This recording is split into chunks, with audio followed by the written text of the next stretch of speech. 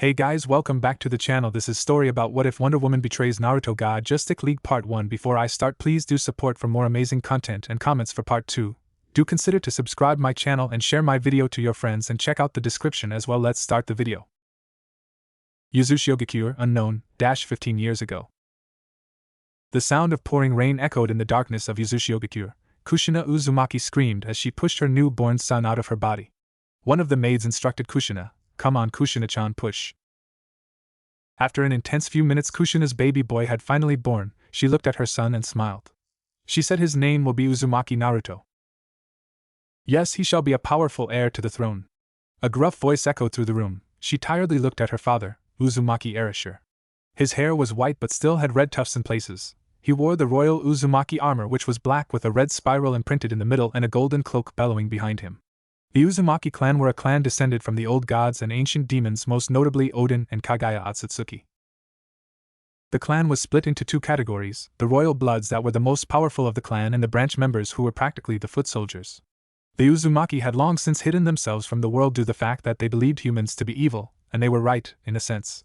They watched as war after war plagued this earth, and most recently the surge in superpowered beings. The Uzumaki clan's powers were derived from the source and their demonic heritage, hence their powers varied. An example would be Uzumaki Kushina, who had the ability of instant regeneration and can summon the chains of hell capable of sealing any being. The strongest were even proclaimed gods amongst their own clan members, and that was exactly what Naruto would become. Erasure looked at his daughter and said, "Rest, my daughter, we have much to discuss when you have returned to full health." His armor rattled as he walked out of the room. 8 years later. Naruto sat in a circle where 20 branch Uzumaki warriors surrounded him. The branch members were dressed in white armor with a red spiral and had okatanas in their hands. Naruto wore a miniature black armor with a golden cloak. He had red hair and glowing purple eyes. Uzumaki Erasure looked at his grandson and said, "Naruto, today we will begin the process of finding out what your powers are. The first task is to defeat these warriors." Erasure clapped, and the group charged at Naruto with supernatural speeds. Erasure instructed, "Find your inner powers, Naruto, or you will die." Naruto closed his eyes and began focusing on his core, something that all Uzumakis had. When he opened his eyes, he saw a warrior about to stab him in the chest. However, it was as if he could see the warrior in slow motion. He quickly dived to the side, and so the man slowly missed him. Erasure smirked. "Super speed, huh? How interesting. It's been a while since an Uzumaki was born with this ability." Kushina, on the other hand, was worried sick. She did this test and only survived due to her immense regeneration. She hoped her son was as powerful as Erasure believed him to be. Naruto dodged several sword attacks before the group switched gears and started using elemental attacks. Naruto dodged a fireball but was struck by a bolt lightning, causing him to scream in pain. Kushina almost jumped in the arena to get her son, but Erasure stopped her. "Father, we need." Erasure and Kushina saw Naruto punch a man with enough force to send him flying into the wall and create a spider crack. Naruto began dodging and punching. He managed to defeat 13 enemies, but the other 7 were on a class of their own. One branch member floated in the air and began using his unique power, which allowed him to produce explosive fire. Naruto dove to the side, but the explosive shockwave made him fly high up into the air. 2 branch members used their lightning powers to fire bolts of electricity at the 8-year-old. Naruto saw the incoming bolts, and he knew that he was toast if they hit. He felt a primal energy erupt from him. The bolts were deflected back to their users as the earth beneath him shifted. Naruto's eyes glowed white as he began subconsciously manipulating gravity around him. In a second, everyone in the arena, including Kushina and Erasure, were sent to the ground as the gravity was increased a tenfold. Naruto screamed, "What is going on? How can I stop?" Kushina shouted back, "Concentrate, Naruto. I know you can do it, son." Naruto closed his eyes and concentrated on the particles he was controlling before releasing his control over it. Kushina and the other 8 people slowly got up, their bodies thankful that the force on them was gone. Erasure clapped, "Well done, Naruto, but I have a feeling that we have only scratched the surface of what you can do."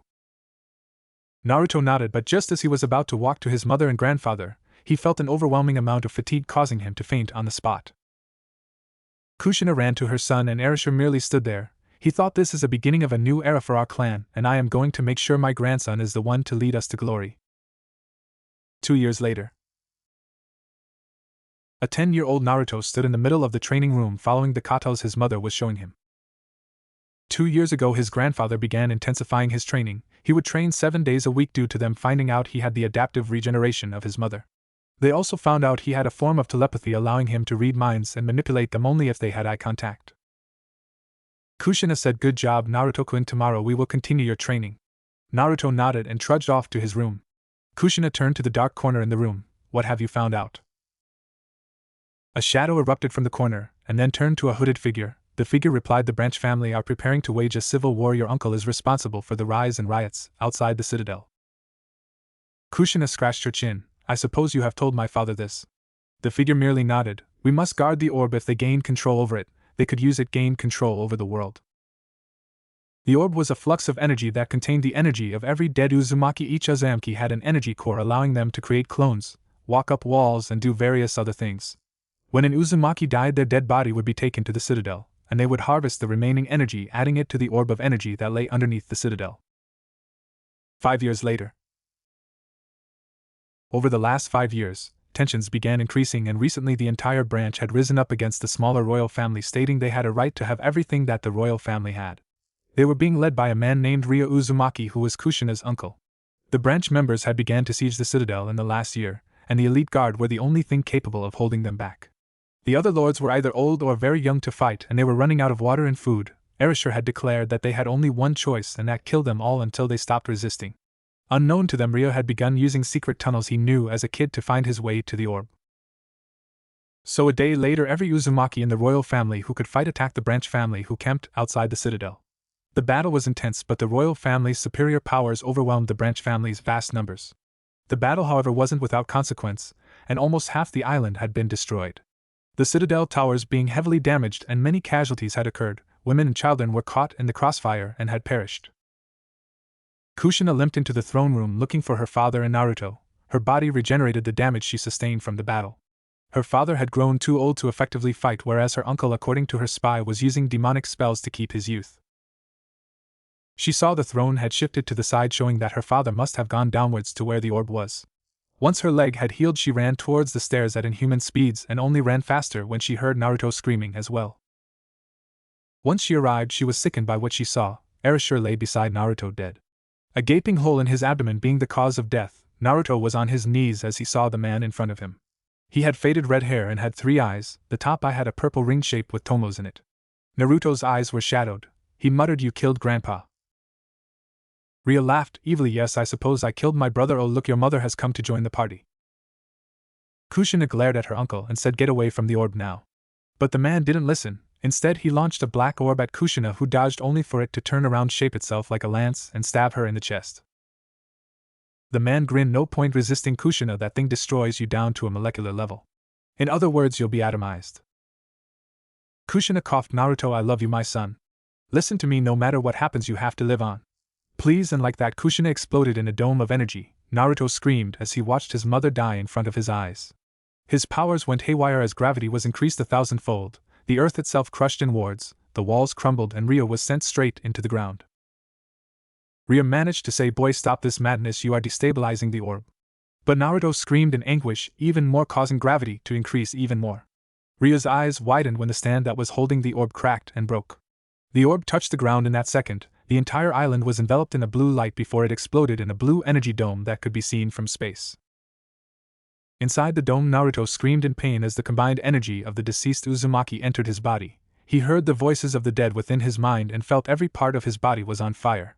His body being reconstructed to hold that energy within him, his powers were amplified tenfold, and the knowledge of his clan forcefully entered his minds. His armor changed from the normal black to black with golden outlines and a red cloak. 2 swords appeared on his back. The first was a normal katana, but was known as the swords capable of hurting gods. It was known as the sword of Kusanagi. The second sword was the legendary sword wielded by Izanagi, Tatsuka no Tsurugi. It also looked like a katana with a purple hilt and a red blade. When the dome finally dispersed, you could see Naruto lying in a crater unconscious as water slowly seeped and covered the crater. Watchtower. Everyone was assembled and they were watching the massive blue dome of energy. Superman and WW were already heading towards it. Batman had put all of them on high alert. He stated that the energy was showing massive spike in EM waves and the increase in gravitational fields were inhuman, and if they didn't have superhuman durability, they would be crushed almost instantly. 3 minutes later, Superman and Wonder Woman arrived just in time to see a young teen being swallowed by water. Wonder Woman was struggling to even float, whereas Superman's flight, which depended on him subconsciously affecting gravity allowing him to fly, Superman was sent crashing down into ocean. Superman was drawn straight towards Naruto, and that only made it easier for Superman to pick Naruto up and use his immense strength to jump them out of the water. Wonder Woman hooked them both to their lasso, and before long Martian Manhunter appeared along with Aquaman and Captain Comet. Martian Manhunter tried to enter Naruto's mind but found the boy was telepathic resistant, probably stemming from the teen's telepathy. Together along with Captain Comet they managed to teleport Naruto to the watchtower. An hour later. It took both Hal Jordan and Jon Stewart to create a field around Naruto so that he didn't crush everything. Naruto slowly woke up and he found himself in the weirdest of places, some kind of high-tech hospital. Naruto saw a green field around him, and two people dressed in green spandex and rings holding the construct. Hal Jordan, seeing Naruto awake, said, "Can you hear me, kid?" Naruto spoke, "Who are you, where am I?" The ring spoke in a mechanical voice, translating voice recognized language feudal Japanese detected. Hal Jordan spoke using the ring to change his language, "I am Hal Jordan of the Justice League, we saved you." Naruto couldn't remember what had happened, only that the orb had destroyed Uzushiogakure. Oh God! Naruto's eyes widened in alarm and he began to feel physically sick. He had killed them all. He had killed his entire family. So kid, where are you from? Hal asked. Naruto glared at the man. He said, "I am from Uzushiogakure." Lantern sensed the anger in the boy's voice and wondered where it had come from. Martian Manhunter, Superman and Batman entered the room. The Dark Knight glared at Naruto and said, "Who are you and why did you make that explosion speak?" The ring translated it, and Naruto growled, "I don't need to be ordered by you. However, I shall indulge you. I am Uzumaki Naruto, the last Uzumaki. My home, it was destroyed." He said somberly, still in shock as to what had happened. "And your home is?" Batman asked. Naruto stared up at him with an inquisitive gaze. "Why would you like to know?" His guarded expression was suspicious to Batman, but he understood that he was startled by his new environment and that he was still under shock. Superman said softly, "We are just trying to help, kid." He knelt down and looked at him. "My home was destroyed as well." Naruto steeled himself, barely able to stop himself from crying as he answered, "I'm from Uzushiogakure, an island hidden away from the world for thousands of years." Superman sighed. "I'll bring Wonder Woman here, she is the only one who comes from a hidden island." He flew off towards the war room to fetch Diana. Batman gave the boy one last look before he excused himself. "We'll try and figure out something for you," he said as he left with Martian Manhunter. Naruto stared uncomfortably at the metal floor, wondering exactly who these people were and what they wanted from him. Hal seemingly read his mind. "If you're wondering how I ended up here, we found you at the bottom of the ocean. You almost created a tsunami." Naruto asked, "What's a tsunami?" How exactly had he created a harbor wave? He didn't remember ever using or being proficient in Suiton. Hal raised an eyebrow at his lack of knowledge, but then again, he couldn't fault the boy for it considering that his people lived isolated from the world. "You have the ability to use gravity, right?" Naruto nodded. "Well, your gravity was causing the ocean to form tidal waves. If we hadn't stopped you, you'd end up drowning half of Japan and China." Naruto's blank stare indicated that he had no idea where either of those two places were. An uncomfortable silence spilled into the room. Hal wasn't used to comforting teenagers, and so he ended up leaving the boy in his own thoughts. Naruto didn't like this hollow husk that he was being held in. It made him miss his home even more, but dwelling on such thoughts only made him feel weak and miserable. He had to stay strong. It was his mother would have told him. Especially considering that he didn't know who these people were. "So what do you guys do?" Naruto asked. Hal grinned confidently. "We save the world."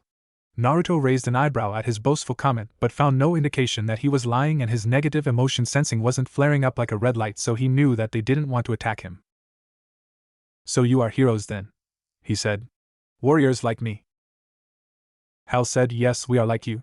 He didn't know enough about the kid to make such a judgment, but Hal knew that he had to be accommodating. It was rare enough to meet a metahuman with the ability to be a planetary-level threat. It was even rarer to meet a recluse with said ability. It made him dangerous in the wrong hands, of course. Still, that didn't mean he couldn't befriend the boy. Sometimes, a good distraction was all that was needed to help someone out of their despair. Justice League War Room. Batman, Wonder Woman, Hawkgirl, Jon Stewart, Superman, Martian Manhunter and Flash sat in the war room. Batman said, "This is Uzumaki Naruto. He says that he is from a hidden island. What do you think?" Superman replied. His heartbeat was normal. He wasn't lying. Green Lantern also answered he was startled by the hospital. He probably isn't familiar with advanced tech. Batman nodded. We have a bigger problem. He has the ability to manipulate gravity, and he seems to be trained like Diana. That means he will kill any villains as a warrior. He needs a mentor. Wonder Woman replied, I can mentor him. Superman has Supergirl, Green Lantern is busy, Martian Manhunter has his niece, Batman and Flash have their students, so that leaves me and Hawkgirl. Batman nodded. Yes, out of all the people here you are probably the only one who could show him the ropes. Does anyone object this proposition? No one raised their hands, and it was decided Uzumaki Naruto would become the protege of Wonder Woman. Wonder Woman stood up and said, I guess I'll greet my new student. She flew towards the med bay where she saw Naruto chuckling with Hal Jordan. He appeared somewhat more different than what she had assumed he would. Depressed as he was, Hal had done a good job of keeping him distracted. Naruto peeked up from Hal's dazzling light show as soon as he sensed a new presence. She floated in, landing effortlessly in front of him. Hal shut off his connection to the ring as Naruto and Diana stared at each other for a while, both wondering what this sense of familiarity was. She asked, Are you Uzumaki Naruto? Naruto grinned as he looked the hot woman up and down. He asked, What of it? Wonder Woman replied, I am Diana of Themyscira. I have a deal for you. We of the Justice League can provide you with money and support, however we would like for you to train under me so you can familiarize yourself with this world. It sounded like a very good deal, Naruto admitted to himself. He had no idea what the world was like beyond Uzushigakure, but his mother had told him that they had isolated themselves from the world on purpose. But he knew about the history of the one that stood in front of him. He frowned. Themyscira, huh? You expect an Uzumaki to take orders from an Amazon? I am the last son of Uzushigakure. I will not be commanded by a silly little girl whose mother taught her that men are the devil. Even in his loss, Naruto still had enough pride not to be ordered by someone that his family had proclaimed as an enemy. Wonder Woman drew her sword and glared at the boy. Say that again, I dare you. Naruto flipped off his bed and took the Totsuka blade from his back. A black flame danced around the red blade. Naruto glared at the woman, but she glared back. Hal quickly vouched for her. Naruto, Diana is a good person. She is just trying to help. He sighed. Fine, I accept your offer. He lowered his blade and gave her an even stare. But I will not enter Themyscira. Wonder Woman nodded. That is acceptable, I suppose. Now first thing first, we need you to learn English. What is English? He asked. Diana gave a simple look to Hal that asked why he had not at the very least given the boy a rundown of the world. Hal shrugged. I wouldn't get my hopes up. He's even more clueless than you were. Wonder Woman ignored the lantern as she looked at her protege one last time. It's the language that we speak. Naruto merely pointed towards the door. Well then, lead the way, princess. Naruto pondered as he left the med bay, and he thought that maybe, just maybe, he might be able to move on from what had happened. 10 months later, April 4th, 2010. Wonder Woman's apartment. Washington, D.C. Naruto sat on a couch reading The Art of War by Sun Tzu. The past 6 months had been extremely boring. Wonder Woman had told him that he wasn't allowed in the Justice League until he turned 18 years old, and he had to be homeschooled at the Wayne Manor.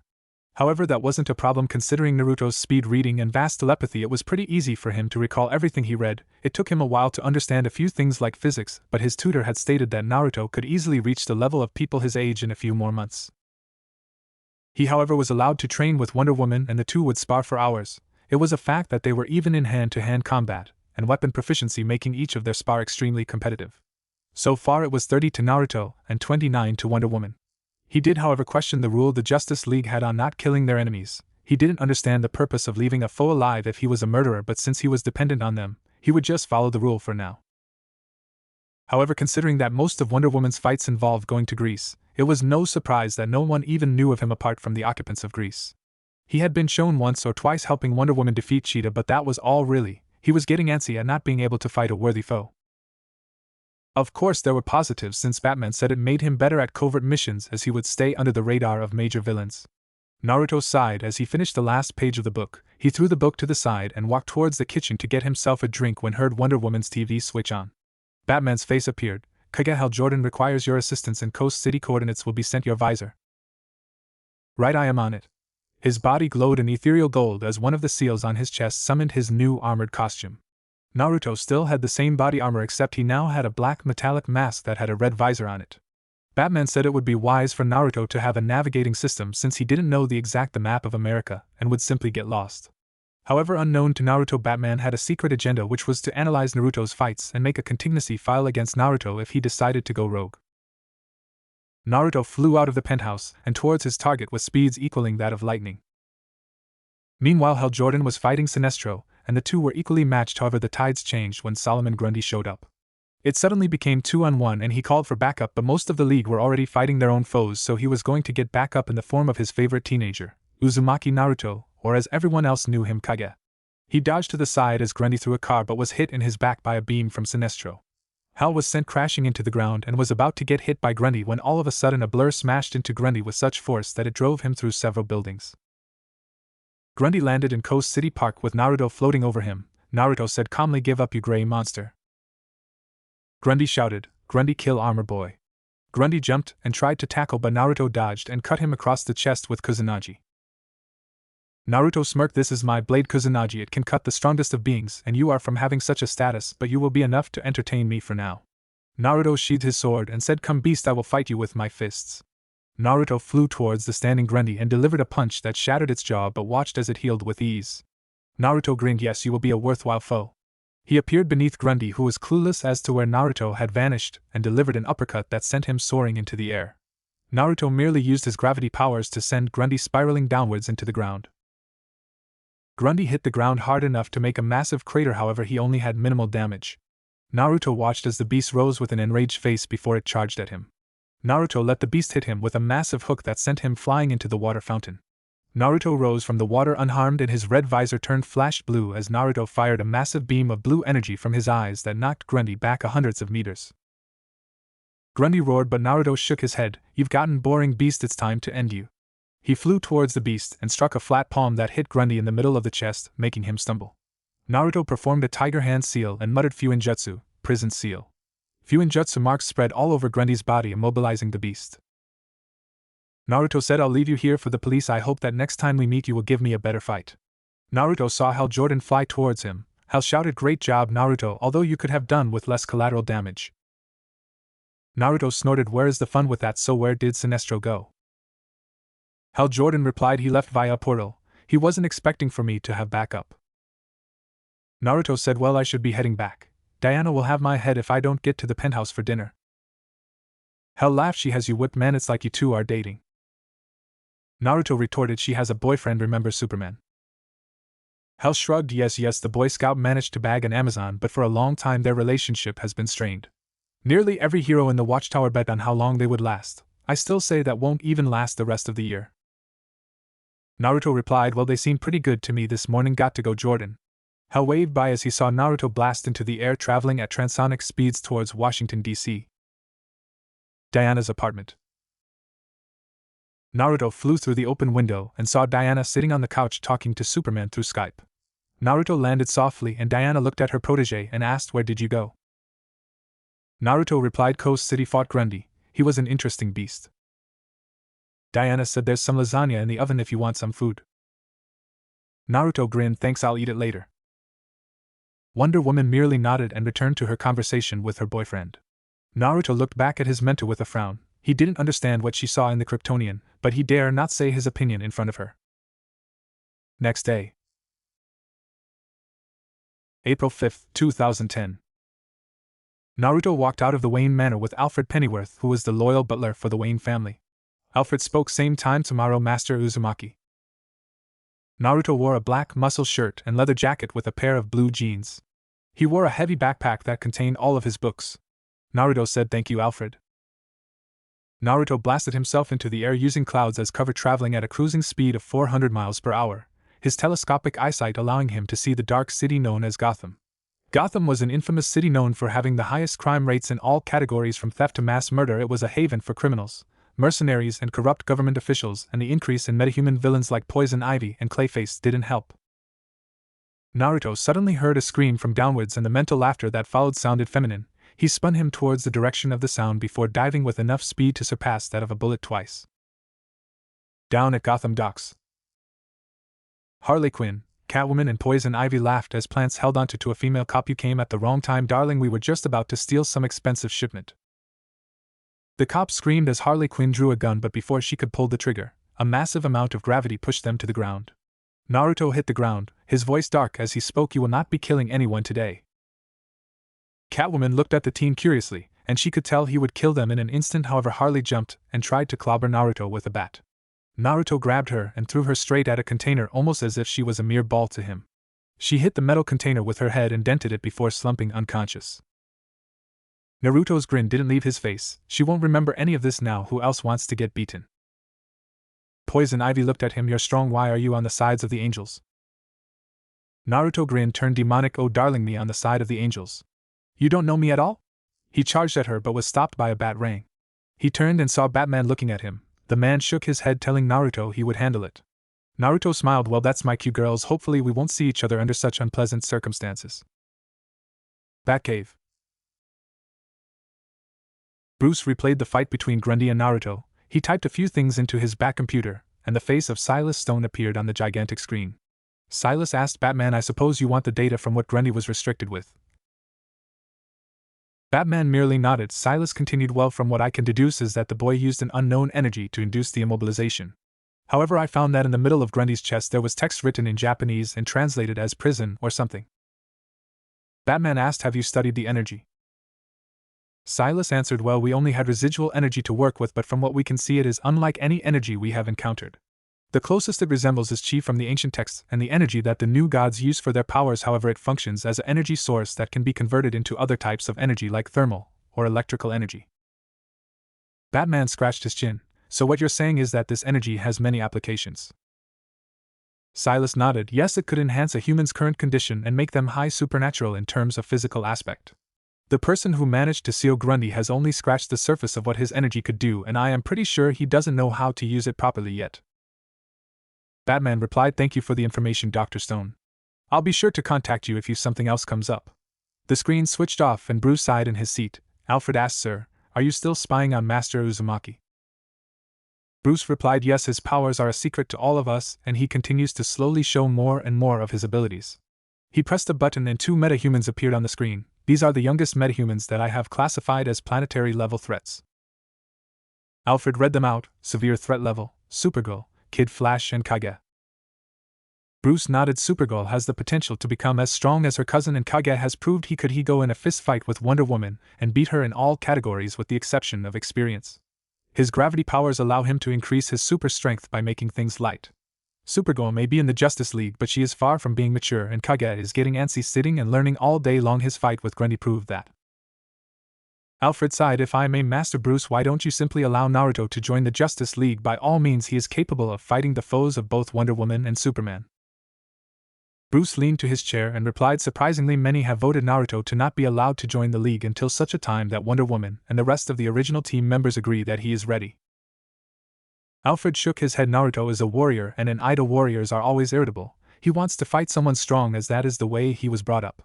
I am sure what could happen if he finds out that you and the other Leaguers are extensively studying each of his moves. Bruce answered, he will turn and might become our worst enemy. I am sure many other people have taken an interest at Kage and his powers. Kage isn't affiliated with the Justice League, so he could leave if he was given a proposition by one of our enemies like Lex Luthor or worse, Amanda Waller. Alfred checked his watch. Now if you excuse me, sir, I'll be bringing Master from his school. Alfred excused himself and walked out of the Batcave towards the garage. Bryce sighed as he looked at the screen. He had a lot of thinking to do on the question that was ringing in his head. What does he do with Uzumaki Naruto? Diana's missions usually involved her traveling to Thymesakara, but Naruto swore never to enter a place that the Greek gods have full jurisdiction over. It was pure blasphemy if a child of the Shinto entered the lands of the Greek god. So Naruto usually stayed in Washington, where the only villain over there was the mysterious Amanda Waller. So Bruce thought of a way to ease all these young sidekicks into the Justice League. First step was to take them to the Hall of Justice, and from there allow them to work in a few low-profile missions. Now the only question that remained was which sidekicks would join Kage. Naruto had responded to a distress call by the police. Cheetah was back and she was out for blood. Naruto flew towards the humanoid cat's location. Wonder Woman had disappeared somewhere last night, and Naruto didn't have the luxury of being able to contact her. Barbara Minerva aka the Cheetah cackled as she began slicing the policeman's weapons. They had surrounded the shopping mall which she currently occupied. The sounds of gunshots scared the people in the mall into a frenzy, which gave Cheetah the needed distraction to get close and begin the massacre. Cheetah began chalking the last policeman and hoisted him upwards. She heard the familiar clicking of armor in the distance. A bloodthirsty grin placated her lips. Kage. It's been far too long. Naruto landed and a crater formed in the middle of them all. I would have thought you would have learnt your lesson by now, Cheetah. Cheetah threw the limp body of the policeman and turned to face her adversary. She grinned fairly. Oh, and what would that lesson be?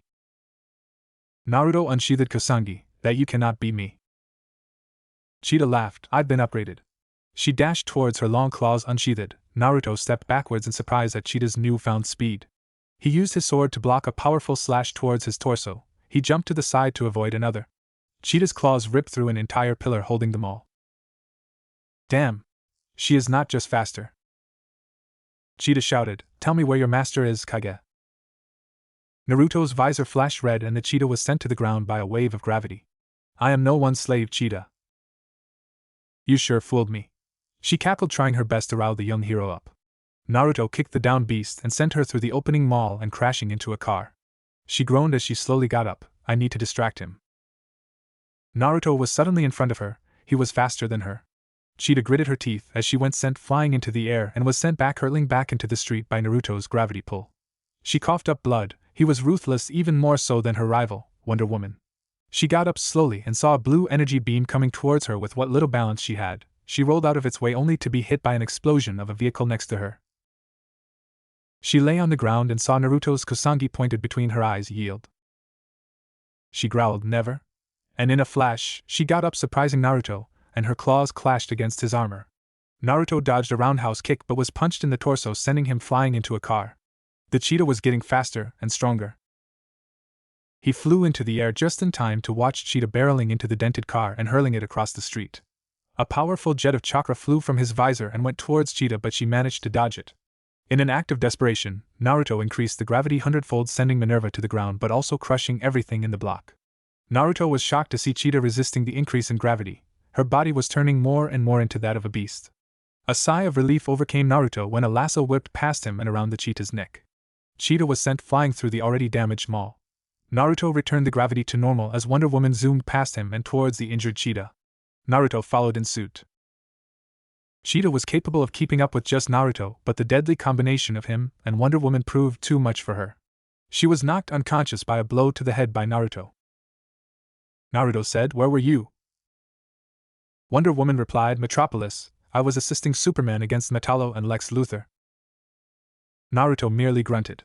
"I am heading home, now." Wonder Woman shouted, "Aren't you forgetting what today is?" Naruto shouted back as he was about to take off, "No. I will preserve my excitement should it prove it to be everything that was promised." Of course, he cared very little about this little get-together that Batman and the other Leaguers had planned for their little sidekicks. From his experience, Batman had a way of lying without actually lying. Hall of Justice. Naruto and Wonder Woman arrived a few minutes later than Flash and Kid Flash. Kid Flash turned around to his mentor. "I told you we wouldn't be the last ones here." Naruto raised his eyebrow at the childish speedster but kept quiet. He wasn't acquainted with any of the sidekicks except for Robin. Naruto said, bored, "Shall we get going then, Batman? I do have other things to do." It was too predictable even for the Caped Crusader. Naruto knew that Batman would be up to something, and surprise, he was right. The Hall of Justice was a front for the Justice League, whilst the real headquarters was in space.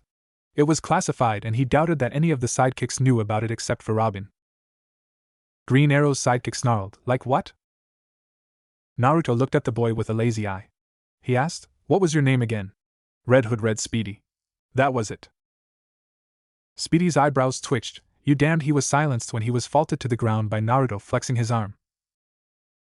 Naruto said, "I can control gravity, Arrow Boy. There is nothing you can actually do that will harm me." Kid Flash announced, "Gravity manipulation, that is so cool." Naruto sighed and pushed past everyone as he made his way to the Hall of Justice. Batman and Wonder Woman both heard Naruto muttering something about immature brats, and that he would collapse the building if he was put on a team with them. Batman sincerely hoped that Naruto wouldn't do such a thing. Inside Hall of Justice. Naruto was reading a book written by Arthur Scafanur as he watched Batman and the rest of the Justice League mutter a few unimportant things. However, Speedy, or Arrow Boy, had decided to get cranky and take out his justified frustration on the Justice League. Speedy, or Roy Harper, snarled, "That's it? You promised us a real look inside." Aquaman replied, "It's a first step." Martian Manhunter added, "You've been granted access that very few get." Roy snorted, gesturing to the window above where many people were taking pictures. He snarled, "Oh really? Who cares what side of the glass we're on?" Green Arrow pleaded, "Calm down, Roy." Roy snorted, "You're telling me to calm down? You and your pathetic league are treating us as if we're children. This isn't even the real headquarters." The last bit was directed towards the sidekicks. The sidekicks had a look of betrayal but nonetheless kept quiet. Aquaman said, "You're not helping your cause here." But Roy looked towards his fellow sidekicks and said, "Well?" Robin spoke, "Well, what? It's a first step." Naruto closed his book and looked at Roy. He said, "What is your point, Arrow Boy? You're not going to change their mind. You're too immature to join the league. They think of every sidekick as cannon fodder that needs to be controlled." Roy looked at Naruto with a glare but nonetheless muttered, "You're right." He proceeded to walk out of the door. No one tried to stop, either the older heroes nor the sidekicks who were stunned by Naruto's comment. Batman's eyes trailed towards Naruto, who was already seen to be turning heel. Naruto announced, "I am heading home. Please inform me on how the induction goes." His voice was dripping with a mixture of sarcasm and indifference. The sound of heavy armored footsteps echoed through the silent room. Batman narrowed his eyes at Naruto. He could have sworn he saw Naruto's visor flash red for a second. Hours later, Naruto silently stalked the streets of Washington, D.C. He was hungry after doing his usual exercises and homework routine. People walking around him, hurrying to work or to whatever they were usually doing, humans. How odd it was that he said it with such disdain. After reading the minds of so many people, Naruto beginning to see why the Uzumaki clan decided to hide themselves from the world.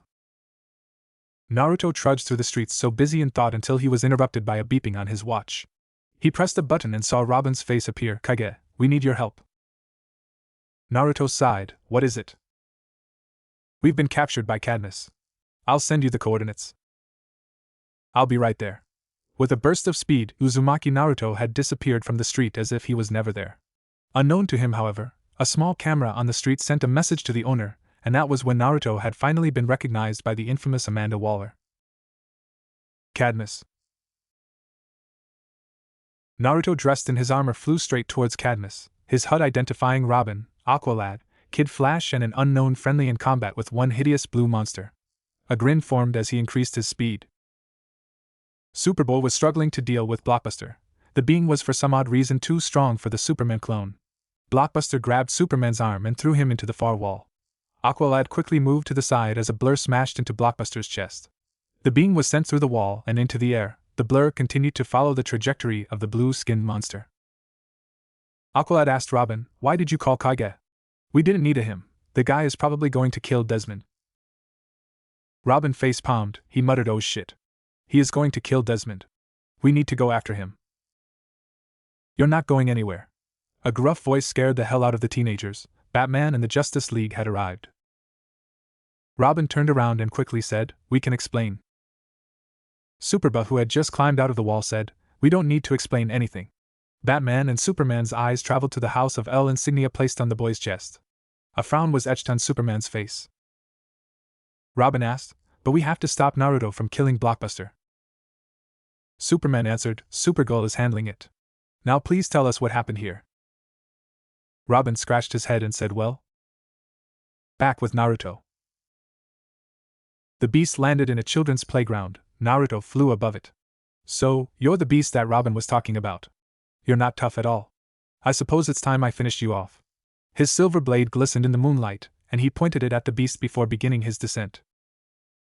However, his HUD detected a blur about to him, and he was forced to dodge. He hit the ground to the side of the beast. Naruto dusted himself and saw Supergirl look down at him. "Ah, Supergirl, what are you doing here?" Supergirl spoke with an authoritative voice. "I can't allow you to kill that beast." "Why can't you? It's not even human." "Yes, it is. It's a human transformed into a beast." Naruto questioned her logic. "Yes, but it is now a beast." Supergirl sighed. "I was told to stop you." Naruto grinned in his mask. "So do you want to fight?" "I haven't fought a worthy foe in a long time." A very dark aura appeared around him and gravity increased around him. The swings bent and the metal poles started to bend towards the ground. He disliked the girl immensely. She was his age, and yet she was allowed into the Justice League. He doubted that it was because of her skill but because Superman was her cousin. Supergirl warily asked her fellow hero to stand down. Kage didn't like her for obvious reasons. He said she was spoilt and had no skill. She resented him because of his comments, but they never actually fought, and she honestly didn't want to fight him. I don't want to fight. Also, the Justice League is waiting. Naruto sighed. Fine. You're going to take the beast then. And with those words he flew towards the destroyed Cadmus building. Supergirl looked at the icky beast. She thought perhaps I should have let Kage kill it. Cadmus. Naruto arrived to see Superboy standing up to the Justice League and demanding that they be allowed to do missions. Naruto laughed internally at idiocy of letting this group do missions, but he knew that Batman was in a pickle, especially when Robin sided with the clone. Wonder Woman approached her student. She hissed at him. Please tell me you weren't involved with this. Naruto answered with a smirk. No. Sadly, this isn't my handiwork, although I must admit that they make a good demolition team, but I would have wiped this building out of existence, and the clone wouldn't be standing here.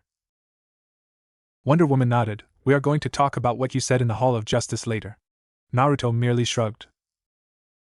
Batman said, fine, but there will be some conditions as to what you can or cannot do. You can be overruled by any member of the Justice League. That last bit was directed towards Naruto. Supergirl, who heard Batman, looked smug but decided to keep her expression neutral when she saw Naruto's visor flash red. Naruto said, if you excuse me, I have to head home. Everyone watched as Naruto blasted himself into the air. Superman gritted his teeth at the blatant disrespect the teenager held towards his elders, and WW narrowed her eyes dangerously. Her protege was doing this on purpose, and she would find out why, one way or another. Wonder Woman quickly flew after Naruto. She arrived at her penthouse seconds after Naruto.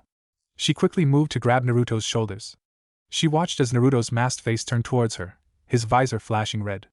Ignoring the threat of violence, she asked softly, Naruto, what is going on with you today?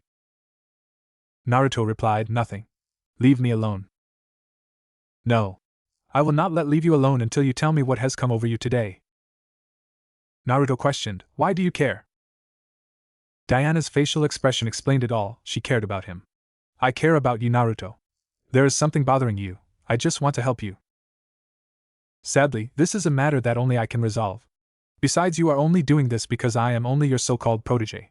You and the Justice League just want me in the palm of your hands so that you can use me whenever you want and discard of me when you please. Diana protested, that's not true.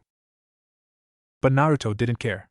His apathy had only increased in the past few days. He saw no reason to care about these people. He saw no reason to live at all. His entire purpose of living had been destroyed. This is about Uzushiogakure, isn't it? Naruto didn't even reply as he walked upstairs. His silence spoke for itself. Diana had expected this. She knew that Naruto would resent this world just like she had. She was surprised that it had taken this long for him to become depressed. She at least had her people, her family, and something to fight for. Naruto had nothing, and from the looks of things, he was beginning to question why he was fighting anyway. Naruto's room. Naruto stared at the only photo he had of his mother. He looked at how happy she looked, how happy they looked. His mind flashed to the memory of his mother being atomized, and he unconsciously clenched his fists. Damn him! Why did he have to destroy everything? He hated Ryo for doing what he did. If only he could justice for what that man had did to his family, he would have made him suffer. Unbeknownst to the young Uzumaki, Ryo was helped by outside forces that wanted Uzushiogakure destroyed. 3 days later. Mount Justice. Naruto, Kid Flash, Robin, Superba, and Aqualad all lined up in front of Batman, who explained to them the terms of service. You will do this on League terms. He pointed to Red Tornado. Red Tornado has volunteered to live here and supervise you. Black Canary will be your fighting instructor, and I will deploy you on missions. Batman finished with a tone of finality. He gazed at each of the young sidekicks and paused at Kage, who gave him the tiniest of nods. You will be deployed on covert operations. Aquaman began to explain. The existence of Cadmus and their operations has shown us of the need for a team that is capable of acting under the radar. Batman finished. The 6 of you will be that team. Kid Flash excitedly exclaimed, awesome, I can't wait to kick ass. Robin asked the more obvious question, wait. You said 6. Batman pointed to the Zeta tube, and the team turned to see the Martian Manhunter escorting a young female Martian with red hair. That is the Martian's niece, Miss Martian. I believe she will be a unique asset on missions. Everyone began to introduce themselves to the new addition. Miss Martian seemed very flustered with all the attention. Naruto turned heel and walked towards the Zeta tube. Batman said, Kage? Naruto turned towards the Caped Crusader. What? Batman said, the Justice League has decided to put you on this team to see whether you can be inducted into the League. There are conditions. Naruto snorted, a scorching fire emitted from his armor. Do not think me so weak to beg, Batman. Batman narrowed his eyes as Kage left the mountain. Unknown location. In the middle of a dark room, several screens with silhouettes made out of light watched the footage of Kage fighting Cheetah, and his attack on Blockbuster was played throughout the room. A deep and gruff voice asked, I thought all the Uzumaki had been destroyed. A childish boyish voice replied, he is the last one. I have been keeping tabs on him, and might I say, he is more than I expected. A feminine voice said uncaringly, he was not responsible for the destruction of our Cadmus facility. I don't see what is so interesting about this, Kage. The boy replied, of course you wouldn't, you don't appreciate anything besides your goddamned hive. A growl was emitted from the screen with the silhouette of a woman. The first voice replied, from the intel we have received, Kage can still be swayed to our side. Another voice agreed, yes. He would be an irreplaceable asset, and his unique physiology would allow us to create more powerful clones. No one voiced any opposition. The first voice announced, very well. It is decided, Uzumaki Naruto will see the light one way or another. Metropolis. SDR Labs. July 10th. 2300 hours. They say that knowledge is power, and it wasn't until a few days ago that Naruto realized how much it applied to him. He may be a metahuman that could fight with the upper echelon of super-powered beings, but he was destitute of information. Information that could provide him with the means to leave the Justice League. Currently, Batman had all the keys, he could always go rogue, but without any contacts and any means of hiding, Naruto would be running without a sense of direction. He would essentially be blind, and he would rather not have the Justice League hot on his tails every day and night. Even he was not naive enough to believe that he could beat all of the Justice League. Wonder Woman was the only person that could kill him, and some like Superman had enough power to severely injure him. He had therefore decided that he should procure some information on the Justice League. SDR Labs were known to have a large database on metahumans. He had recently developed an affinity for computer hacking. He realized that SDR Labs was virtually unhackable from the outside, and so you would need to infiltrate the building. He was dressed in a common thief's clothes, a pair of gloves and a black balaclava. He had managed to already get into the building. It had been relatively simple. Many scientists did overnight shifts, and since he was not exactly a metahuman, he didn't trigger the alarm. He stole on of the computer scientist's I.D. badge, and used short electric to burst to disrupt the electric systems. He had already knocked out the security guard and placed a constructed loop. So here he was inside the main server room. He would install his already pre-programmed Trojan into the server, and download as much information as he could. He just hoped that everything would go according to plan. Unfortunately, even the best laid plans could go awry. He had installed the Trojan, and subsequently began to copy all the relevant data. He sent out several other Trojans and download irrelevant data to get SDR Labs of his tail. When he removed the USB stick from the terminal and unplugged his laptop, it was time to pack it up and leave. He threw all of his gear into his backup and walked towards the server room door. He ran out of the room and ran to the stairs. He had around 5 minutes until someone noticed the unconscious guard. As he was approaching the last 5 floors, he heard from the bug he had planted in the security guard's office, Rick, do you still have some of Naruto cursed? He increased his speed and jumped the last 2 floors. He heard, intruder on the ground floor. Shit! They would activate defense mechanisms. He would need to use his powers. The question is, what powers should he use? He decided on electricity and super speed. He sped out of the stairwells and emerged in the lobby area. Superhuman powers detected. A scanner was about to scan him, but Naruto was not having that. He released a powerful wave of electricity that short-circuited all of the equipment. Freeze. The clicking of a gun was heard behind him. Naruto sighed, and in a flash the man's weapons were dismantled and Naruto was behind him. He saw the doors were closing and a metal door was beginning to lower. Using his superhuman speed, he ran through the door and sighed in relief as he managed to escape SDR Labs.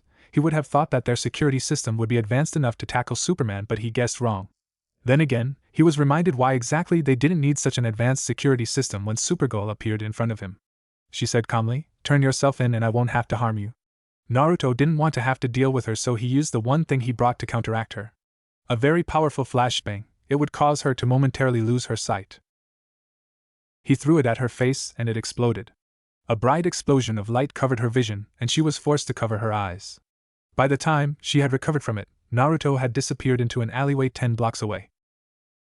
Supergirl growled as she flew up into the air. She knew how he looked like. she would find him. Using her X-ray vision and superhuman magnification, she scanned the city. It was a slow process, she was looking for the man. Unfortunately, he had seemingly disappeared like a ghost. July 11th. Mount Justice. 10 a.m. I tell you, Batman, he was a pro. He didn't leave a single clue behind. Supergirl told Batman about everything that had occurred. He fried the security footage, he didn't leave any DNA, and he managed to stun me. Batman was impressed, although he would never express it.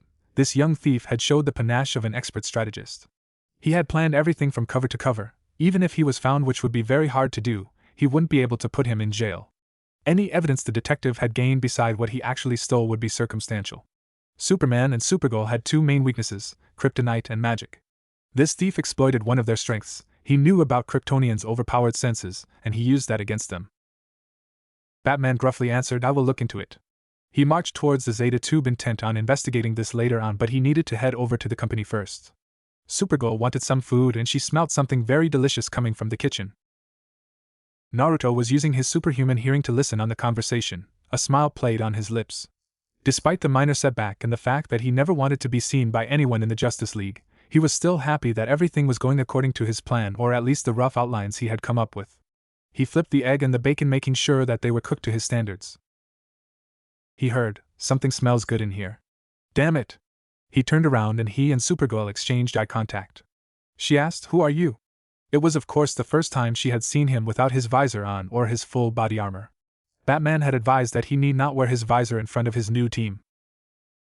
Supergirl stared at the teenager in front of her. He was quite tall, around 6'3". He had gravity-defying spiky blood-red hair and glaring purple amethyst eyes. He had a very muscular build, not as muscular as Superman but muscular enough to tell Supergirl that he was a fighter. Naruto smiled. "Oh, I forgot you don't recognize me without my visor." K. Supergirl almost stepped. "Kage."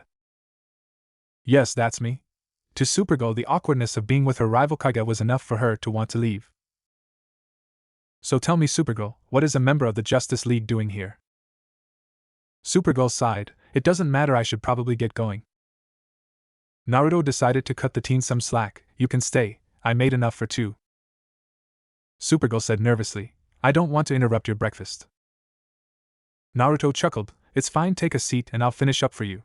Supergirl looked at Kage with surprise. He seemed very mellow compared to his fiery persona as a superhero. If he hadn't given her the clues to figure out his identity, she would have sworn that he was a different person. Thanks, Kage." Naruto said, "My name is Naruto." Supergirl decided to reciprocate, "I am Kara." A part of her wondered why he was being so friendly, and a creeping suspicion was beginning to sink in before she quashed it. Naruto quickly plated the food and leads Supergirl to the dining room. "This is great." Kara complimented his cooking as she finished her breakfast at record speed. Naruto merely chuckled as he sipped some orange juice. He asked, "So what made you decide to come here?" Kara replied, "There was an incident in Metropolis last night, and I needed Batman's help." Her Justice League signaling device began to vibrate, telling her that she was needed at the watchtower. She looked at him apologetically, but Naruto gave her the briefest of nods, and she flew out of the room at breakneck speeds. Naruto grinned. It was necessary for his plan that he acted as if there was nothing going on. He needed the Justice League to trust him and to feel as though he didn't hate them. He finished his drink and headed towards the exercise room. Recognized B03 Aqualad. Recognized B02 Kid Flash, B01 Robin. Naruto saw the three of them emerge from the Zeta beam. They seemed rather unhappy, but their venture to pick up Speedy and recruit to the team. Naruto could tell that they failed. Kid Flash sped up to Naruto. "Is he here yet?" Naruto replied, "Red Tornado isn't, but he should be here soon. I am going to the training room." Wally looked at his other fellow teammates. "Well, isn't he peachy?" Robin shrugged. "Let him be, Wally. We both know he doesn't exactly want to be here." Wally bluntly said, "Or belong here." Aqualad looked at him with disappointment, and Wally quickly finished, "I mean, it's just that he is too powerful to be here. I doubt Batman is going to let us fight any of the heavy hitters." Both Robin and Aqualad doubted that he meant it that way, but kept their mouths shut before walking to the holographic computer. 1 hour later. Training room. Naruto was about done with his katas. He had practiced his weapon throwing and his kenjutsu beforehand. He stopped when he heard the mechanical whirring noise behind him. Red Tornado's mechanical voice echoed throughout the room. you must be Kage. The other members of the team seem to be bonding without you. Naruto replied, and that concerns you. Red Tornado merely replied, yes, it lowers the odds of you being able to successfully work as a unit. Naruto turned the red mechanical being and shrugged, now we both know that the Justice League doesn't do a lot of team building exercises. I believe you are more worried about my behavior, that my apathy for my teammates would cause them to be in danger. An accurate assessment. I was told that you were quite perceptive. Will that be a problem? Naruto grinned as he spun his katana. No, not at all. If they are useful in a mission, I will be sure to use them to their fullest capacity. It's like playing a game of chess really, for now they are merely pawns. Red Tornado finished, but they may promote to a piece of higher significance. Naruto smiled at the droid, exactly. He grabbed a towel and walked out of the room. Red Tornado muttered, a most worrying assessment but an accurate one nonetheless. Naruto's cynical view on how the team was viewed by the Justice League was relatively accurate, but to Red Tornado it was worrisome was that if they weren't useful, what action would Naruto take against them? Would he leave on the battlefield bleeding? Would he support them? He would watch the young teenager more closely. 10 minutes later. Naruto, there is a disturbance in the Happy Harbor power plant. The team has already been sent ahead of you. By the time Red Tornado had finished giving the order, Naruto was already out of Mount Justice and was flying towards the power plant at Mach 3. With the rest of the team. They were getting beaten left, right and center. This new android that called itself Twister was capable of generating tornadoes and high-powered wind blasts. Wally charged at the android, but he was deflected by a powerful wave of wind. The android moved to its side to avoid a punch from Superboot before throwing him away. Twister was capable of reading their movements, and their simplistic patterns allowed it to easily calculate the next mode of action. Where is Red Tornado? I didn't come here to fight children. Wally growled, we are not children. If the android were capable of making anyone, it would have, but it instead voted to simply blast Kid Flash into a steel beam. Robin shouted, Kid! He threw some batrangs at Twister's armor but found that the android's armor was too strong to be cut through. Twister fired a tornado at Robin, who used one of the beams to acrobatically throw himself out of the way. He rolled out of the way of another jet of wind before throwing some pellets of smoke at the android. Robin shot, now Superba. Twister, however, had enough of playing around and grabbed Superba's incoming fist and punched him in the abdomen, sending him flying into the wall. This game has gone far enough. He flew out of the building and found himself moving towards the side as a blur smashed into the ground. Another child coming out to play. Kage grinned, since you were able to defeat the others, I will indulge you. Show me your best. Twister flew into the air, very well. Wind twisters blew out of his gauntlets and into the atmosphere. Naruto observed as the skies darkened and lightning began to accumulate around him. Kid Flash and the team who had regained their bearings ran out of the room. A jet of lightning began to rip through the air and was aimed towards Naruto, who merely deflected with his sword. A powerful jet of energy zoomed towards Twister, who merely threw a bolt of lightning towards it. An explosion rippled before Twister, and in a second Naruto was before him, and the two began a duel in the air. Twister's wind against Naruto's black fire. Kid Flash said in awe, did you know Kage could do that? Robin shook his head, it's a first for me. Twister dodged a sword strike but was kicked towards the ground by Naruto's high-speed roundhouse kick. The android admitted, you are very powerful. Naruto, instead of speaking, flew toward the android at Mach 4 speeds with his sword ready to decapacitate its head. Twisters fired a powerful stream of wind towards Naruto, but his katana was surrounded by black fire that lit the wind up as if it were oil. The team watched in fascination as a black stream of fire flew towards Twister, and before the android could react, his armor was melting. Naruto's sword impacted into the android's core, causing it to die. With a snap of his finger, the black flames disappeared. Kid Flash sped up to the standing Naruto and the now disassembled android. He said, dude, that was sick. Naruto's visor and flashed red. Kid Flash gulped as he saw daunting and threatening Naruto looked with his armor. I was just doing my job. Return the broken pieces back to the cave. I believe that Red Tornado would want to have a closer look. He turned to the others and said, I trust that you learned your lesson now. Superboy growled, and what would that be? Naruto merely replied, that charging into battle without any strategy is a bad idea. There will come a time when I cannot swoop in and save you all. If you don't take this seriously, you will die. With that, Naruto flew away from a team that had lost their jovial happiness about their victory as they came to terms with Naruto's words. He was after all correct. The truth as to why Batman hadn't assigned any missions began to enter their minds. They simply weren't ready. Hours later. Washington, D.C. Dojo. Naruto flipped over to avoid a sword strike. He kicked Wonder Woman's back and she was forced to roll over to avoid Naruto's incoming heel kick. The two warriors duked it out. Sounds of metal clanging and grunting could be heard from outside. The dojo was part of an abandoned warehouse that Bruce Wayne had brought and renovated for her use. The walls were soundproof and had multiple racks of different weapons in front of them. She grabbed Naruto's thrusted arm and in one fluent motion disarmed him. She spun her blade and aimed the circular hilt at his kidney. Naruto grunted at the jab but was quickly thrown into the wall. He grabbed a bow staff and spun it for good measure. Wonder Woman grinned as she dashed towards him at breakneck speeds. Naruto used his bow staff to keep the distance between her. She dashed underneath his jab and was about to hit him again, but Naruto anticipated the movement and grabbed her arm in a twisting motion, causing the blade to drop. Wonder Woman wasn't done as she swiped his leg and Naruto fell to the ground. She straddled him and with her arm held both of his arms above his head in a steel-like grip. Her other arm had already grabbed the downed sword and was pointing at Naruto's neck. Naruto could feel her hot breath on his face as she leant down and looked into his purple eyes with a mixture of mirth and daringness, as if she was daring him to escape. He said, "It's your win, Wonder Woman." She smiled and released her grip on his hand. "It was a good duel as always, Naruto." She threw him a water bottle to her side and Naruto caught it. "Batman told me about your fight with the android named Twister. He expressed concerns about how you treated your teammates." Naruto gulped down some water. He responded, "I told them the truth. They think just because they fought a few villains over the years that they can win any battle. They dived head first into battle and expected that they would emerge victorious. It's wishful thinking." Wonder Woman sat beside her partner. "You must understand, Naruto, that unlike the two of us, they weren't trained from when they could walk. They lead normal lives and for the most part, they don't fight villains. You can't expect them to fight as well as you and you can't expect them to fight as good as the others in Uzushiogakure. When I first joined the Justice League I saw the same thing you see with your team. I saw a team of powerful people incapable of working as a unit. It was only due to Batman's tactical knowledge that we were able to win. So give them a chance."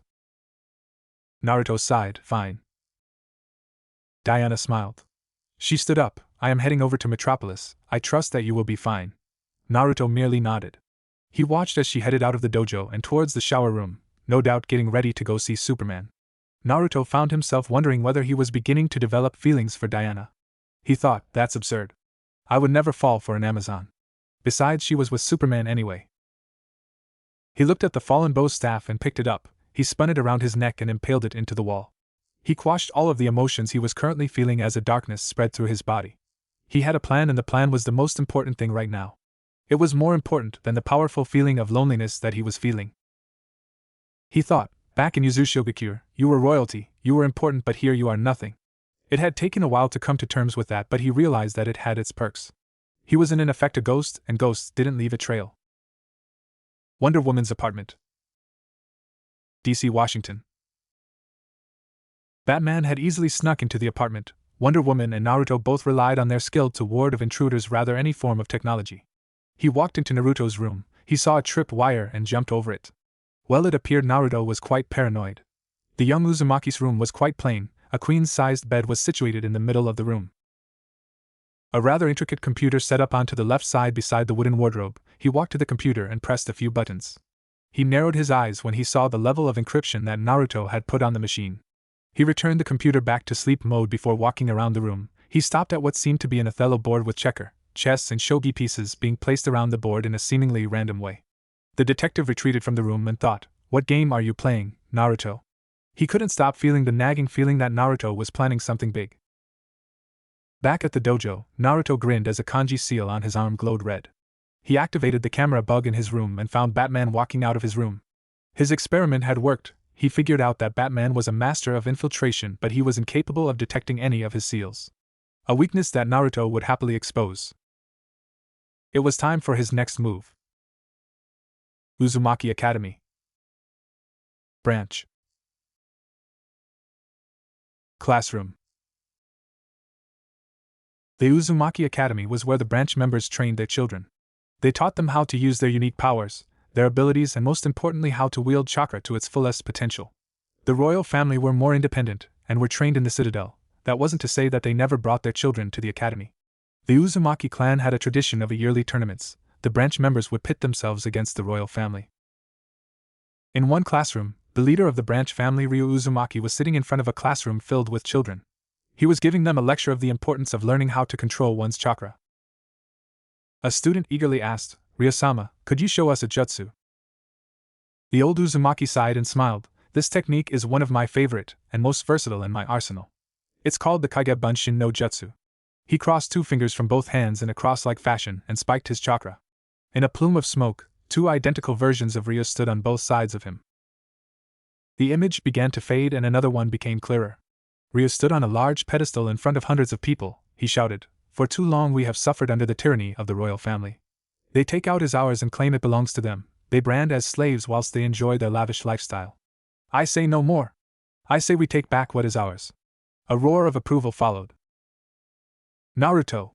Robin's voice caused the Uzumaki to jolt out of his dream/memory viewing. He was getting more and more vivid memories as of late. He was learning things that he had never learned before. "Batman wants in the hall for a briefing. We have a mission." Finally, Naruto thought. Naruto followed Robin, wincing slightly as information about the Kaige Bunshin Jutsu flooded his mind, as well as the variations that other Uzumakis had created. Naruto had learned that he would get memories and information via certain cues. They were sometimes random, but it was usually an object, a word, or a place of familiarities. Isla Santa Prisca. This island nation is the primary source of a dangerous and illegal steroid, a strength-enhancing drug sold under the street name Venom. Batman explained what the island was. He continued, "Infrared heat signatures indicate their factory is still operating at full capacity, but all shipments of Venom have been inexplicably cut off." A holographic projection of the factory was showed to the team. Batman turned to the team. He told them the mission's objectives. "This is a covert recon mission only. Observe and report. If the Justice League needs to intervene, they will." Naruto zoned out of the rest of the meeting. His HUD was accessing the League's database. He was currently reading files about Santa Prisca. They were not only the largest distributor of Venom, but were suspected of money laundering. A grin quirked Naruto's lips, he thought. Where there were drugs, there was usually a large amount of money. His plan was progressing rather well. Naruto saw the team heading off to the bioship and Batman walking away. Naruto asked, "Why us?" Batman turned. He replied monotonously, "I'm sure you'll figure that out." With that, the Caped Crusader walked away. Naruto's grin faded. Batman had been keeping tabs on him ever since he had invaded his room. When Naruto returned back to the penthouse, he wasn't surprised to find the house was bugged and rather well. He would have shown it to Wonder Woman, but considering that she was beginning to spend more and more time in Metropolis, and only came to Washington when she had a diplomatic meeting or for their routine spar, he didn't really see the need. Naruto had seen the team were still edgy but were beginning to train more. Calder and Robin lead the team through a number of simulations whilst Naruto monitored their actions and flaws. He wouldn't say that they were combat ready or even capable of working as a unit, but they were getting there. Bioship. Drop Zone A in 30. Calder stood up and pressed the golden trident on his belt. His usual red armor turned black. He said confidently, "Ready?" Gan nodded and the bioship responded to her command. The floor in front of him opened and Aqualad jumped out into the ocean. The ship was already in camouflage mode. A few minutes later they heard Aqualad, "Heat and motion sensors are off. Remote weapon systems are down." Kaige's voice echoed through the comms. It was his plan to fly ahead. He breached the system by applying seals on his body that made him look as though he possessed no heat signature. "We'll rendezvous at Drop Zone B." Gan confirmed, "Roger that." She announced, "Drop Zone B." They all unbuckled. Kid Flash pressed his chest logo of the Flash and his colorful yellow and red suit turned black. He looked at Superboy and said, "It's not too late to wear the new stealth tech." Superboy replied coolly, "No tights, no capes. No offense." "It totally works for you," Gan said dreamily. Superboy looked at her pointedly, almost, which caused her to continue nervously, "in that you can do good work in those clothes." Naruto's monotonous voice interrupted their little party. Less talking and more moving. "I am already at the rendezvous point." Megan and Kid Flash looked sheepishly as Naruto ordered them to get down. Robin frowned as he buckled up. It appeared that Naruto was already taking leadership of the team, even if he had expressed to him privately that he doesn't want to command. He remembered their conversation a few days. Flashback. Training room. "You're improving." Naruto moved quickly to dodge two Batrangs and caught one with his fingers. Robin charged at the older and much taller teenager, and engaged him in close-quarter combat. Naruto showed his superiority by evading all of Robin's attacks. Robin growled, are you just going to dodge? Naruto smirked, you're not giving me a reason not to. A timer went off and Robin almost kicked the floor in frustration. Naruto said, as I said you're improving, Robin? Robin grounded out, clearly not enough. Naruto smiled, this isn't about me anymore, is it? It was more of a statement than a question. Robin answered smoothly, I was reckless and stupid when I was fighting against Twister. I should have utilized the team's abilities more effectively.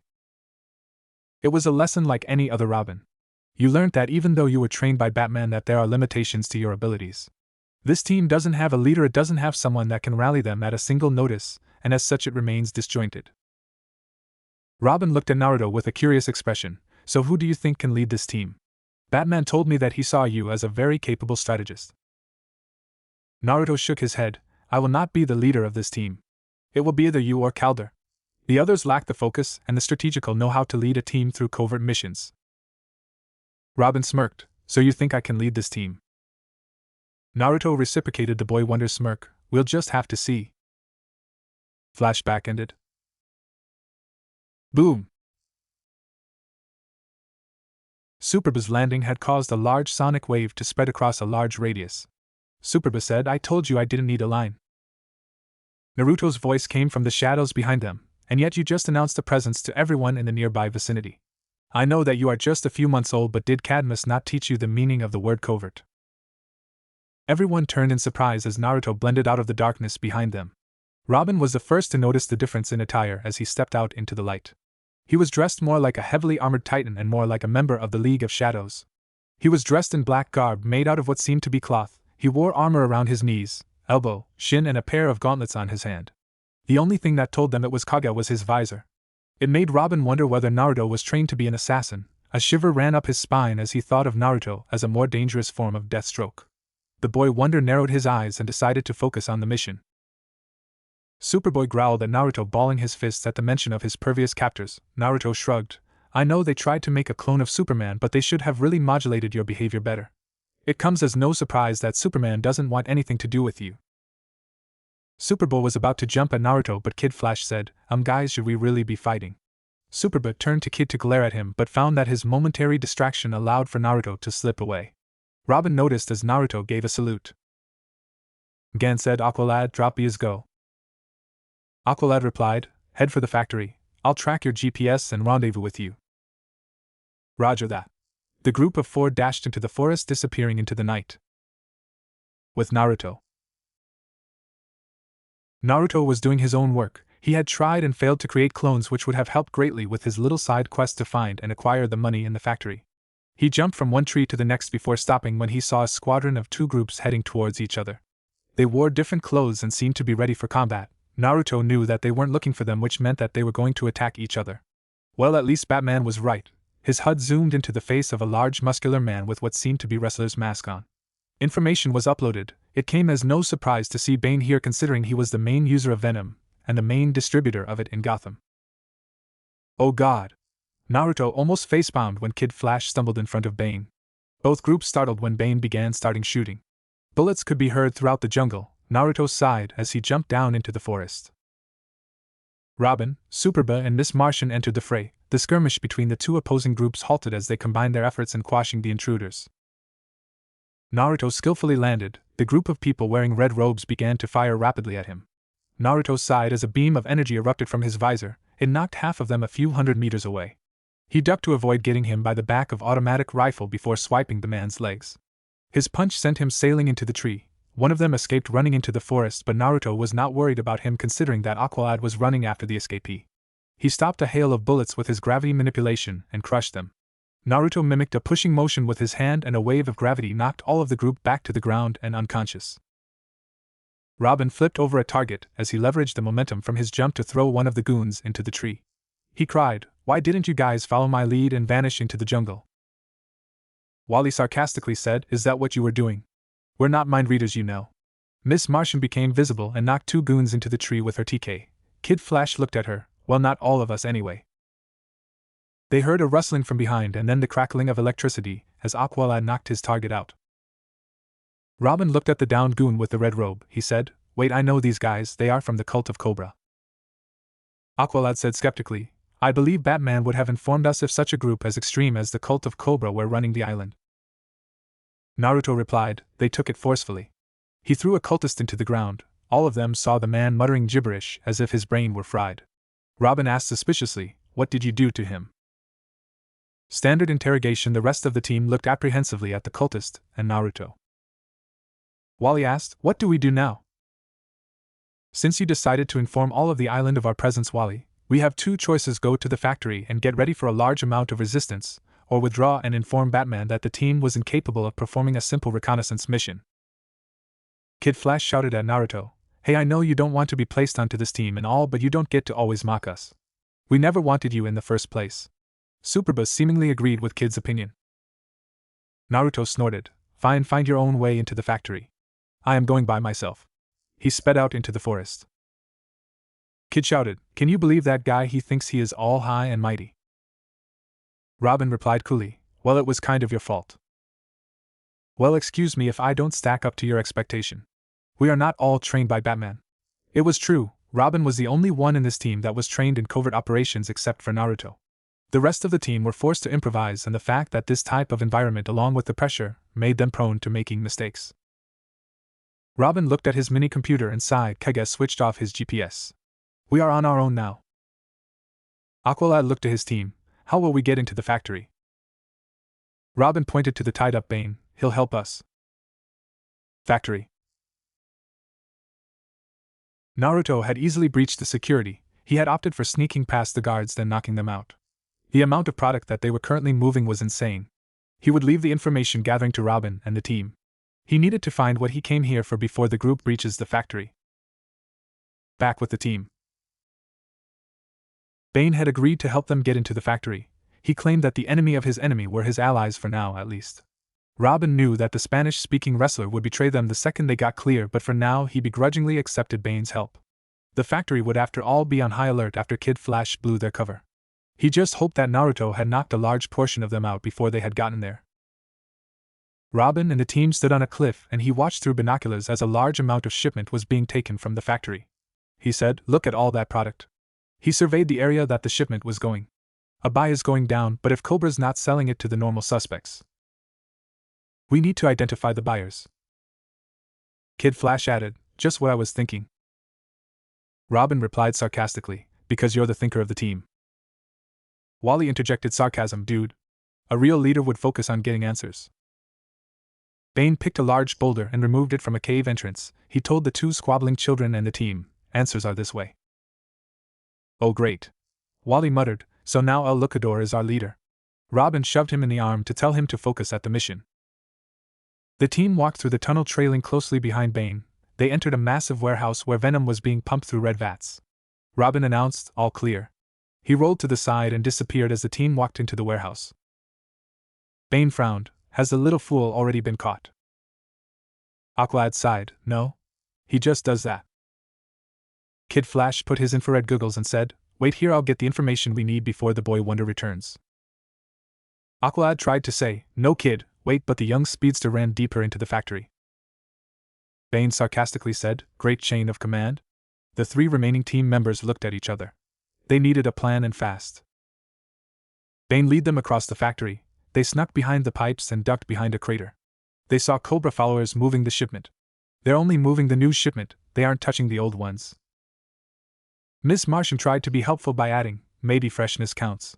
Bane felt like snorting at the girl's stupidity, but kept his mouth shut as Superba announced, helicopters coming. They all locked towards the open hangar room and saw a helicopter arriving.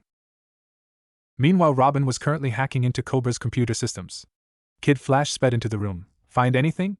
He asked. Chemical formulas. Kid Flash sped up to the computer as he ate some of his bar. I'm guessing it has something to do with venom.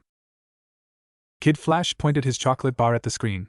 That's the chemical formula of venom, and that's the blockbuster formula from Cadmus. The combination makes the drug 3 times more powerful and permanent. Robin deduced, the buyer must also be the supplier then. They must have been looking to improve upon the original serum. He tried to speak through the communication link to his teammates, Robin to Aqualad static. Someone was radio jamming them. They couldn't communicate anymore. Rooftop. As the military-grade chopper landed, an infamous assassin stepped out. He wore what appeared to a gray hockey mask and arm-length gauntlets. His vest appeared to laced with Kevlar. He marched towards Cobra, who was flanked by two of his most powerful henchmen. He greeted Lord Cobra. The humanoid snake replied, "Sportsmaster." A woman with bright orange hair held a briefcase. She opened it, revealing vials filled with purple liquid. "The shipment is ready." Sportsmaster took a vial and inspected it, the new Cobra venom. "Finally, with this, we can fight the Justice League." In the air, Miss Martian remained invisible and watched the meeting. She relayed, "Aqualad, I am sending the mental image of the buyer to you now." Aqualad replied, "So what's the plan now?" Bane smirked, "I have a plan." He leapt over the ledge and began to attack the two Cobra henchmen below. Aqualad hissed, "What is he doing?" Cobra became alerted and Mammoth smashed through the window to engage in a brawl with the villain. Superboy and Aqualad's ledge was destroyed and they were sent to the ground. Cobra's henchmen began to flood the room. Cobra shouted, "Destroy them."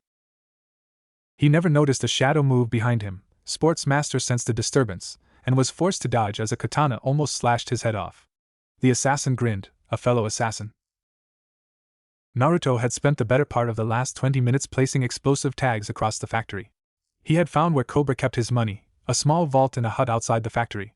He sealed what appeared to be close to $500,000 into a scroll before heading back to the team.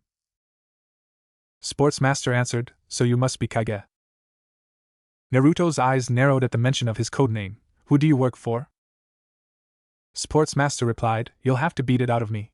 He draws out a metal rod that folds out into a javelin. He threw it not at Naruto but the invisible Miss Martian. She managed to dodge it but was thrown across the room when the javelin exploded. "It would be my pleasure." The two warriors dashed towards each other but Sportsmaster soon found himself overwhelmed. Superboy rolled out of the way and attempted to tackle Mammoth to the ground. Mammoth, however, reversed the young Kryptonian's plan and threw Superboy into Aqualad. More Cobra henchmen entered the room and they found themselves getting overwhelmed. Aqualad telepathically shouted, "Miss Martian, link us all together." A powerful gravity wave sent dozens of henchmen flying as they tried to stop Naruto from attacking Sportsmaster. The assassin flipped out of the way and replied, "Using your powers against a feeble human TSK. I thought you had more honor than that, Kage." Naruto sheathed his sword and raised his fist for combat. "I don't need my powers to beat you." "So you say."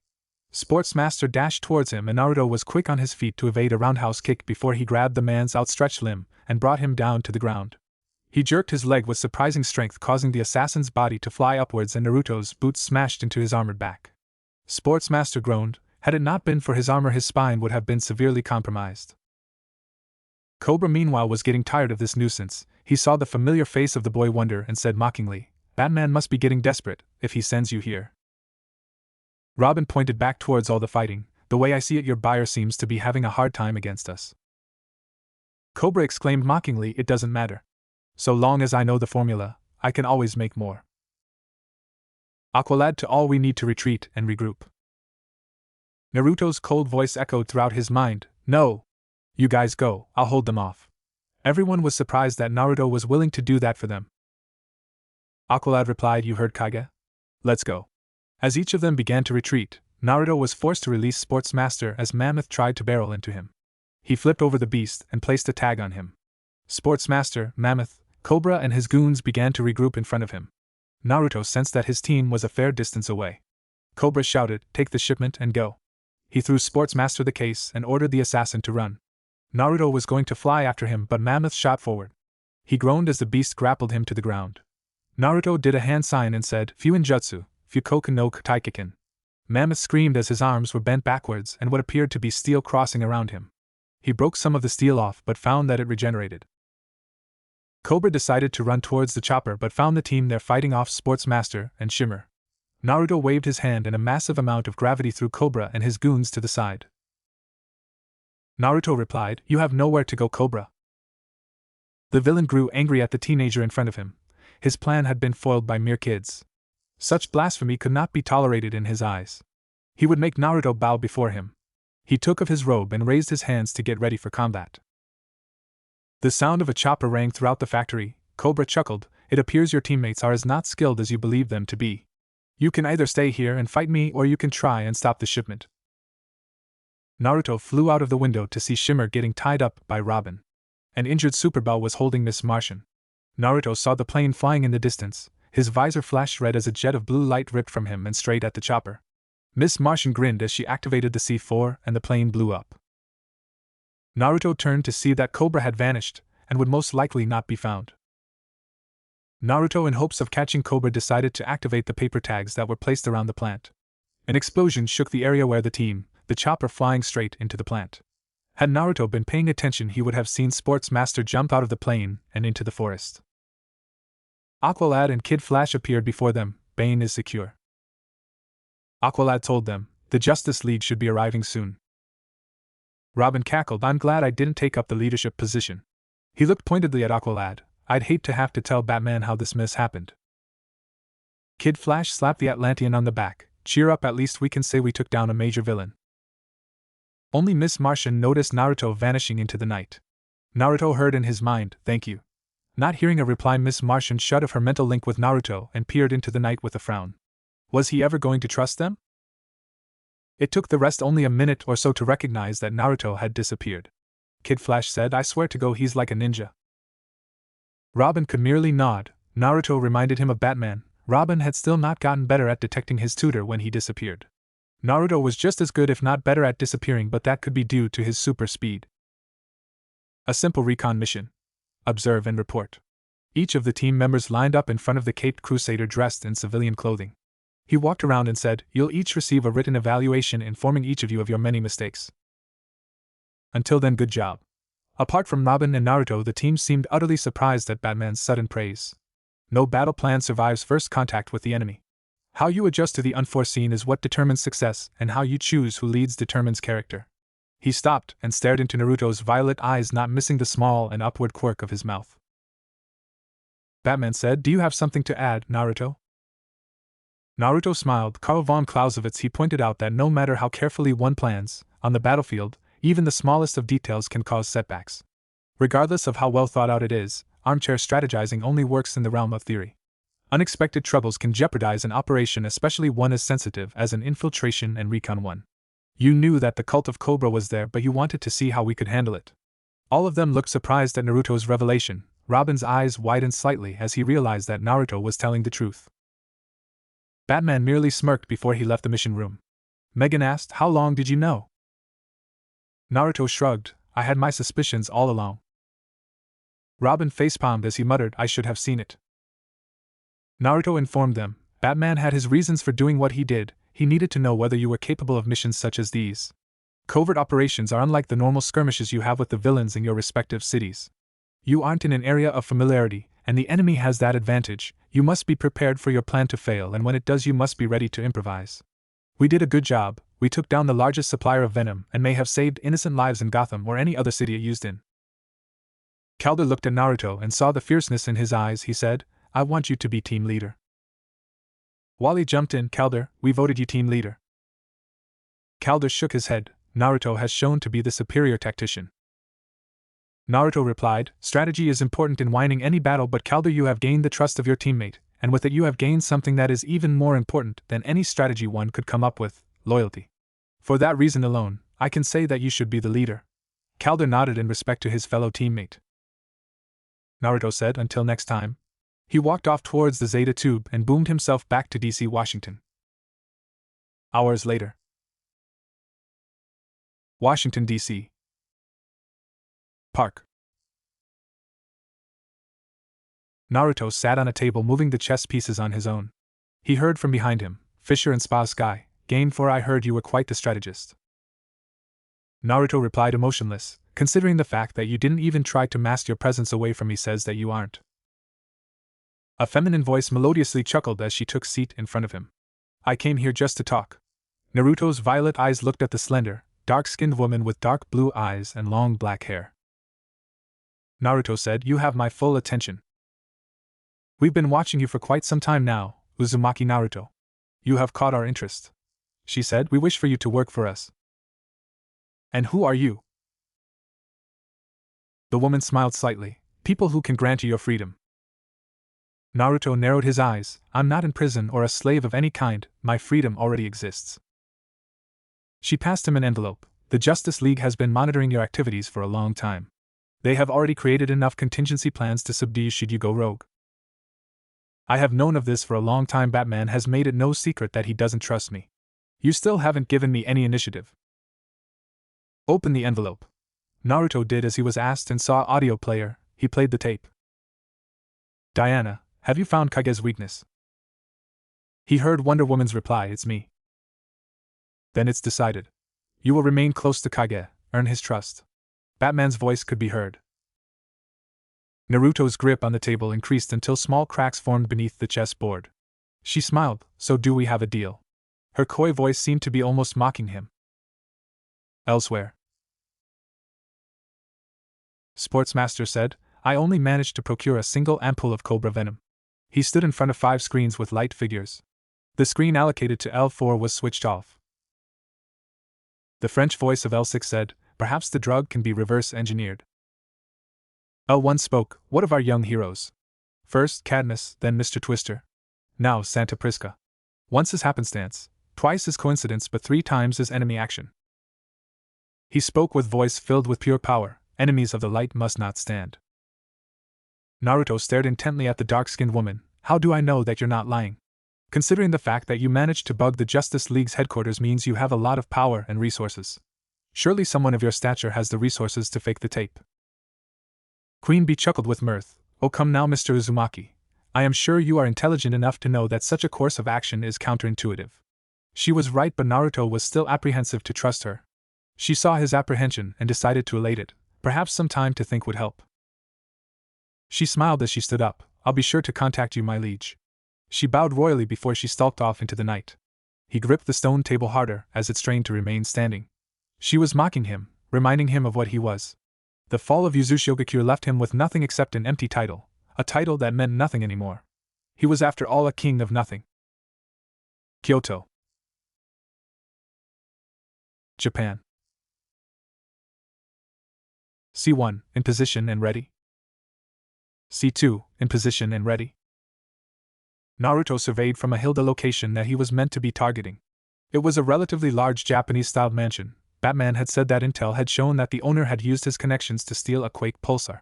Batman wanted it returned to SDR Labs as soon as possible. The branch in Japan had authorized Naruto to take it to American soil in hopes that it wouldn't be stolen again. He had advised the Caped Crusader that this mission should be a solo one. It was after all too sensitive to send in a group of rookies into foreign soil to retrieve a stolen weapon from a man that had a large amount of sway in East Asia. Batman had seemed to agree after some research into the man. Naruto was not even allowed to wear anything remotely similar to his normal attire. If he was spotted, the US would more than likely extradite him to the Japanese, and since he had no records, it would be rather easy for him to be silenced if he were a normal human. So here he was dressed in a track suit with a balaclava. He had spent the better part of 2 days tracking the whereabouts of the Quake pulsar. His clones had already flanked the building. They had placed seals across the building. He had created them specifically for this mission. The seals would release a powerful knockout gas that would flood the mansion. It would give Naruto a window of 10 minutes to get in, take the pulsar and leave. All without leaving a trace. All right, flood it. C1 and C2 replied, Roger that. The guards, unaware as the colorless knockout gas flooded every inch of the mansion and surrounding area. Naruto said, you know the drill. The 2 clones nodded and dispelled. His head throbbed as an influx of information entered his mind. Naruto jumped from the hill, his body rocketing towards the front of the mission. It took Naruto 8 minutes to find the safe that held the Quake pulsar.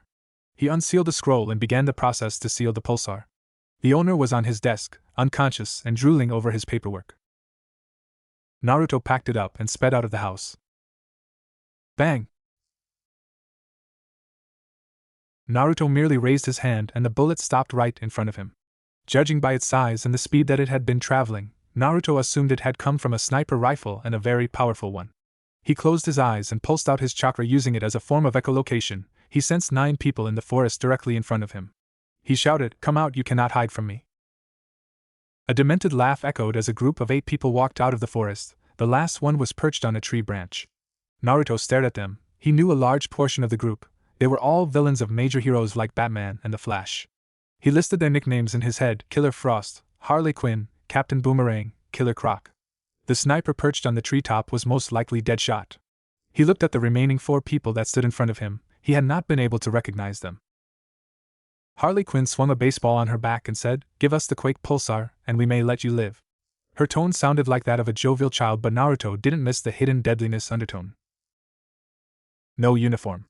No swords. Minimal use of powers. Batman's orders floated to the forefront of his mind.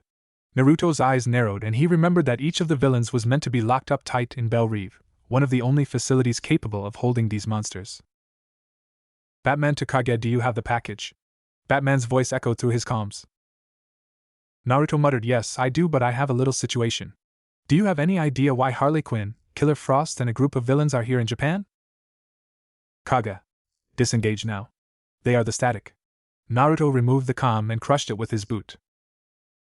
Harley Quinn shouted, Now. We can't have you calling in reinforcements." Naruto growled, "Don't need any." But he guessed it was time to withdraw.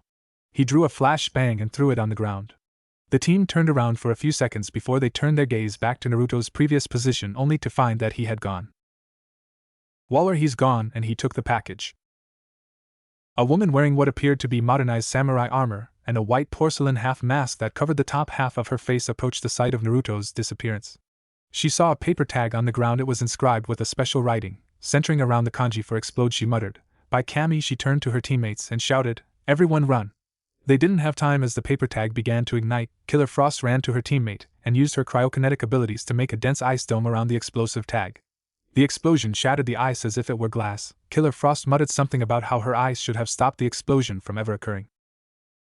All of the Suicide Squad heard, "This is Waller. Prepare for immediate extraction and debriefing." Amanda Waller had realized that her team's secret existence was probably severely compromised when the Quake Pulsar turned up in SDR labs in Gotham. Would Batman become more aggressive in his tactics to shut down the Suicide Squad? Why was the Caped Crusader using a covert operative to retrieve a very dangerous weapon? Amanda Waller wanted answers, and she would get them, by force if necessary. Next day. Morning.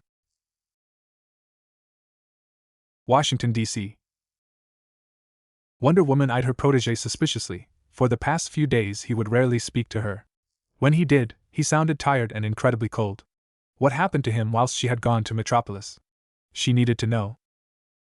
She said, "Naruto? I made us breakfast." Naruto, who had been working intently on a computer program, merely gazed up from his laptop screen.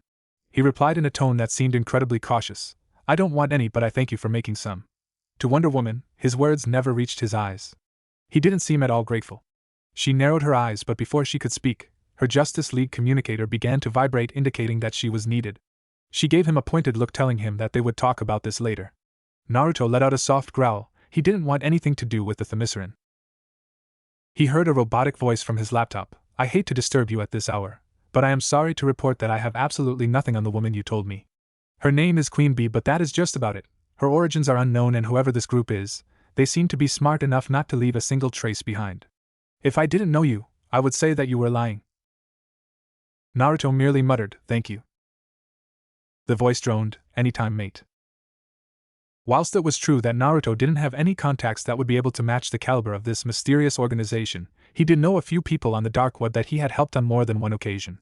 He didn't exactly trust them with his life or anything, but they were the closest he could get to an ally at the moment. He walked towards his bedroom. He needed some time to think.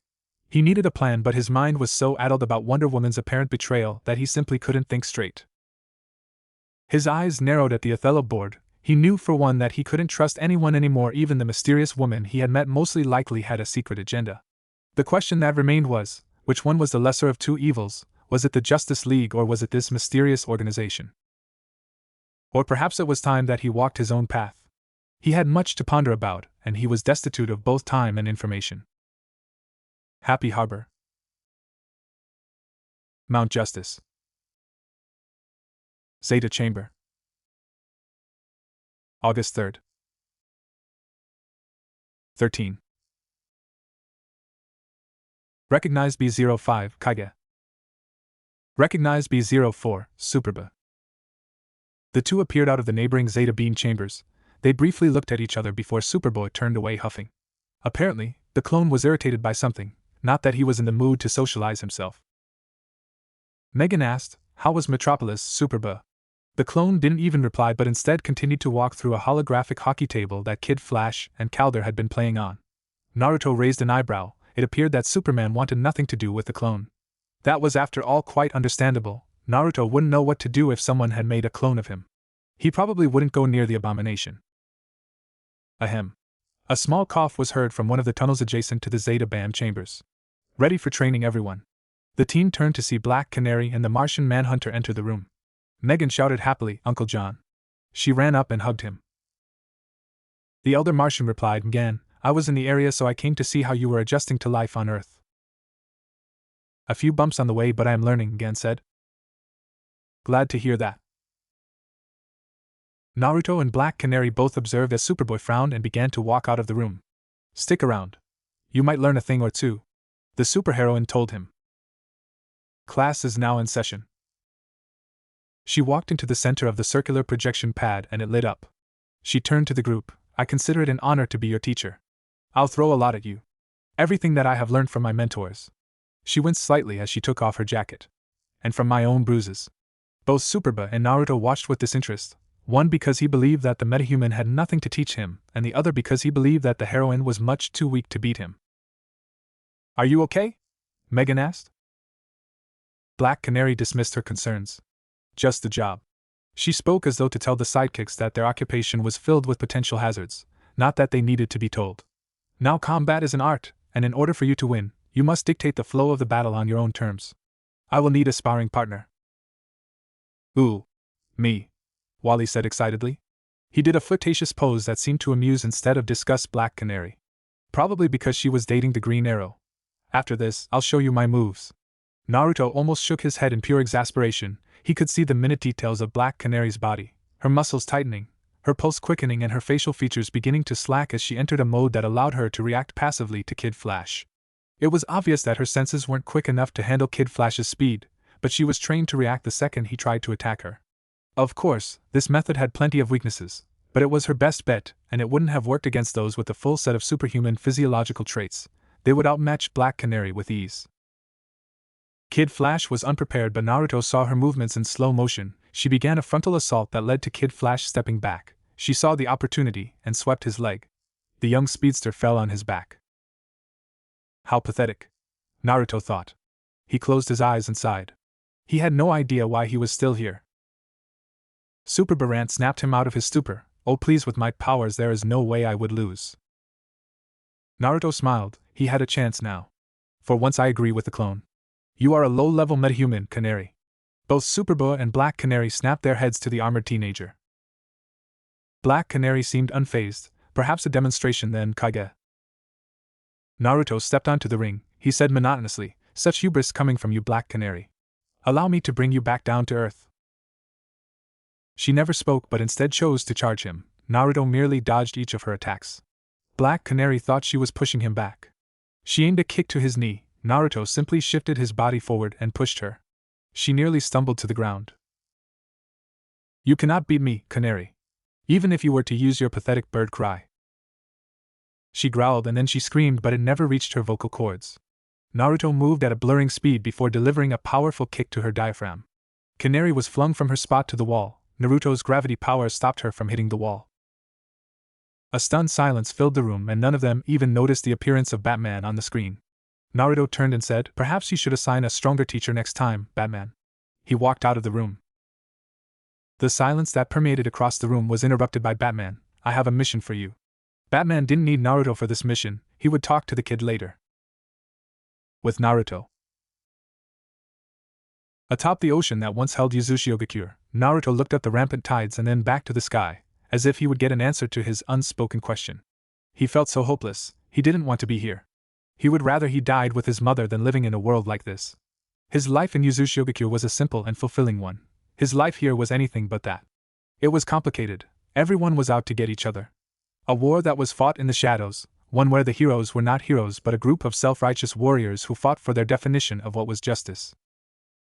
He had no idea how long he had been here. Hours must have passed as he sat levitating over the ocean, his mind lost in memories of his past. Metropolis. Diana had just arrived to see Clark walk out of the diner. Her eyes went to Bruce Wayne, who remained seated with a stoic expression on his face. She walked up to Bruce and said, "What are you doing here?" Bruce narrowed his eyes at Diana. Her facial expression indicated that she was under a lot of stress. Superboy has become increasingly volatile, and it is because Clark doesn't wish to take responsibility. His history with his clones makes him believe that Connor will turn out to be just the same. Bruce continued, Diana, I need to know. Is Naruto going to turn on us? Diana seemed apprehensive. Why would you believe that? Bruce narrowed his eyes at her apprehension. Diana began to feel uncomfortable as Bruce peered right through her. What do you know? He asked. No, demanded from the Themysciran. Nothing definitive or anything that could help you with your investigation. All I know is that he began to harbor a lot of ill will towards me recently. Bruce looked into the distance, his mind trying to connect the seemingly disconnected points. Perhaps he believes that we are just using him, or perhaps he knows something that would cause such animosity to arise. It's too real to be random. But why me? Diana asked. Bruce looked into her blue eyes and replied, he knows. He stood up abruptly and walked out of the room, leaving without his pie. Diana seemed all the more confused about what was going on. Shrugging, she took Bruce's pie and began to dig in, knowing that he wouldn't come back for it. She understood that Bruce Wayne now saw Naruto as a very dangerous enemy. God save them if Naruto were to access his demonic form. She would have to return to Themyscira in due time. Only Hephaestus would be capable of forging a weapon that could bring down an Uzumaki. Back with the team. They had failed to complete their objective. Professor Evo's Amazo had been stolen from right under their noses by a horde of robotic monkeys. It was an embarrassing defeat. Once again they had realized that they were weak. It seemed so surreal that when Batman and the other Leaguers addressed them that they weren't ready to join the League, that they would be so right. Right now, they made a bad strategical error, as it was only a matter of time before Amazo would awaken and perhaps amass more power.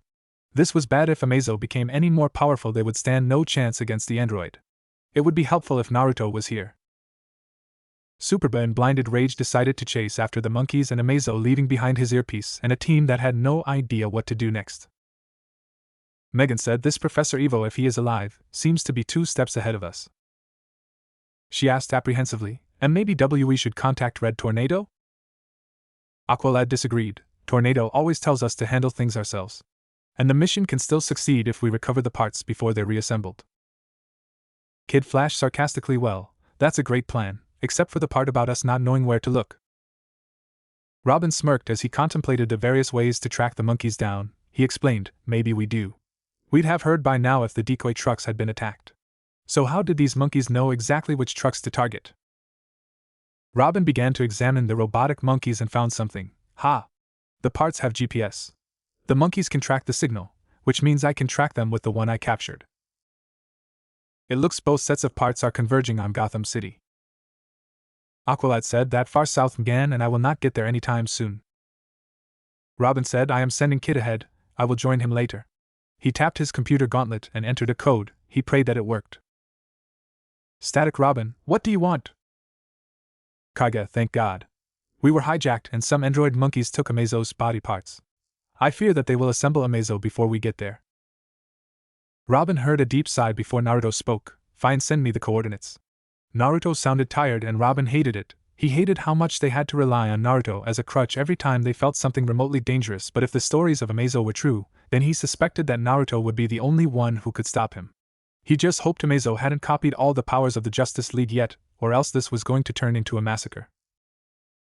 Gotham Academy.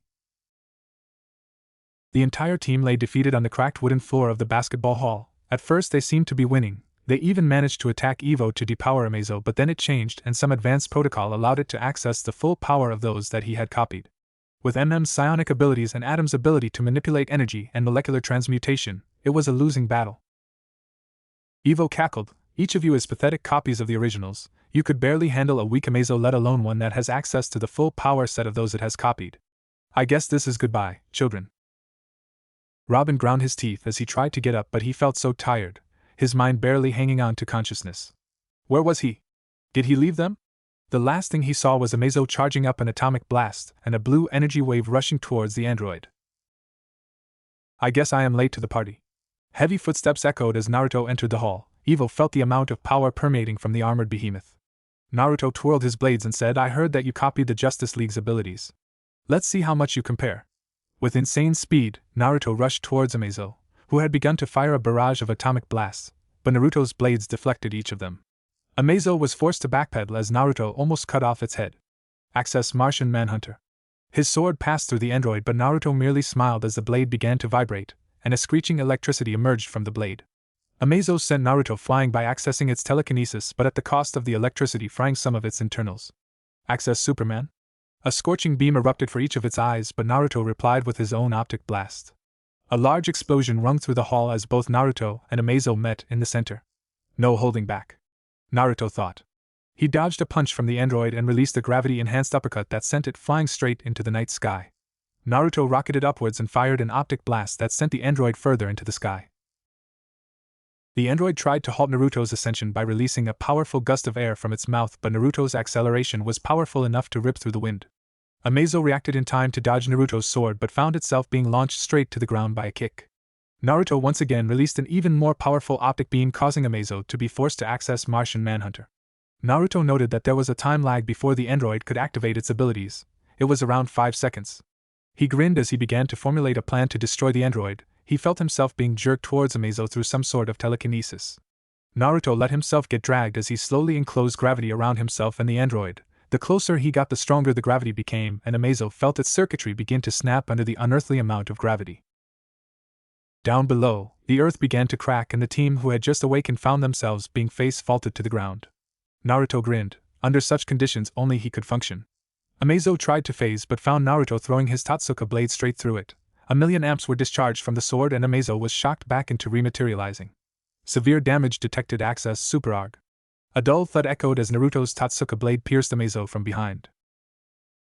Naruto said goodbye.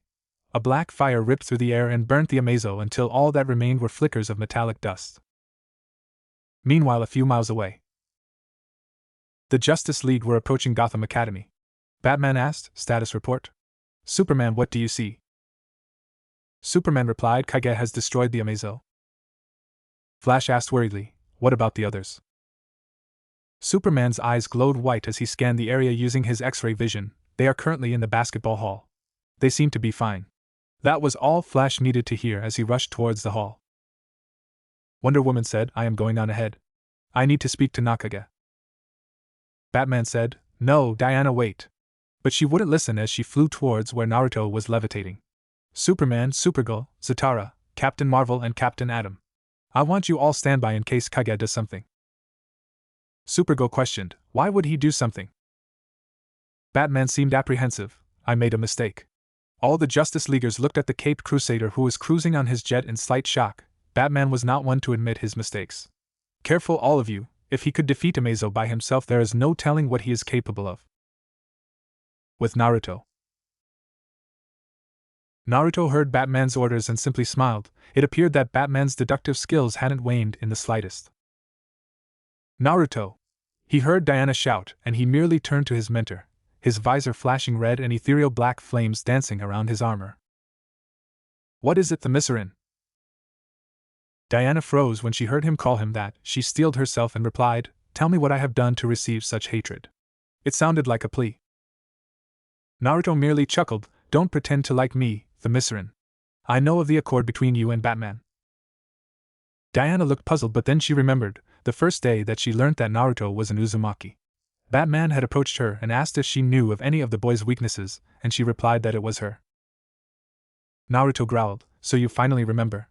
It was a ploy, wasn't it, Amazonian? I thought that your people were one of honor, but I guess I was wrong."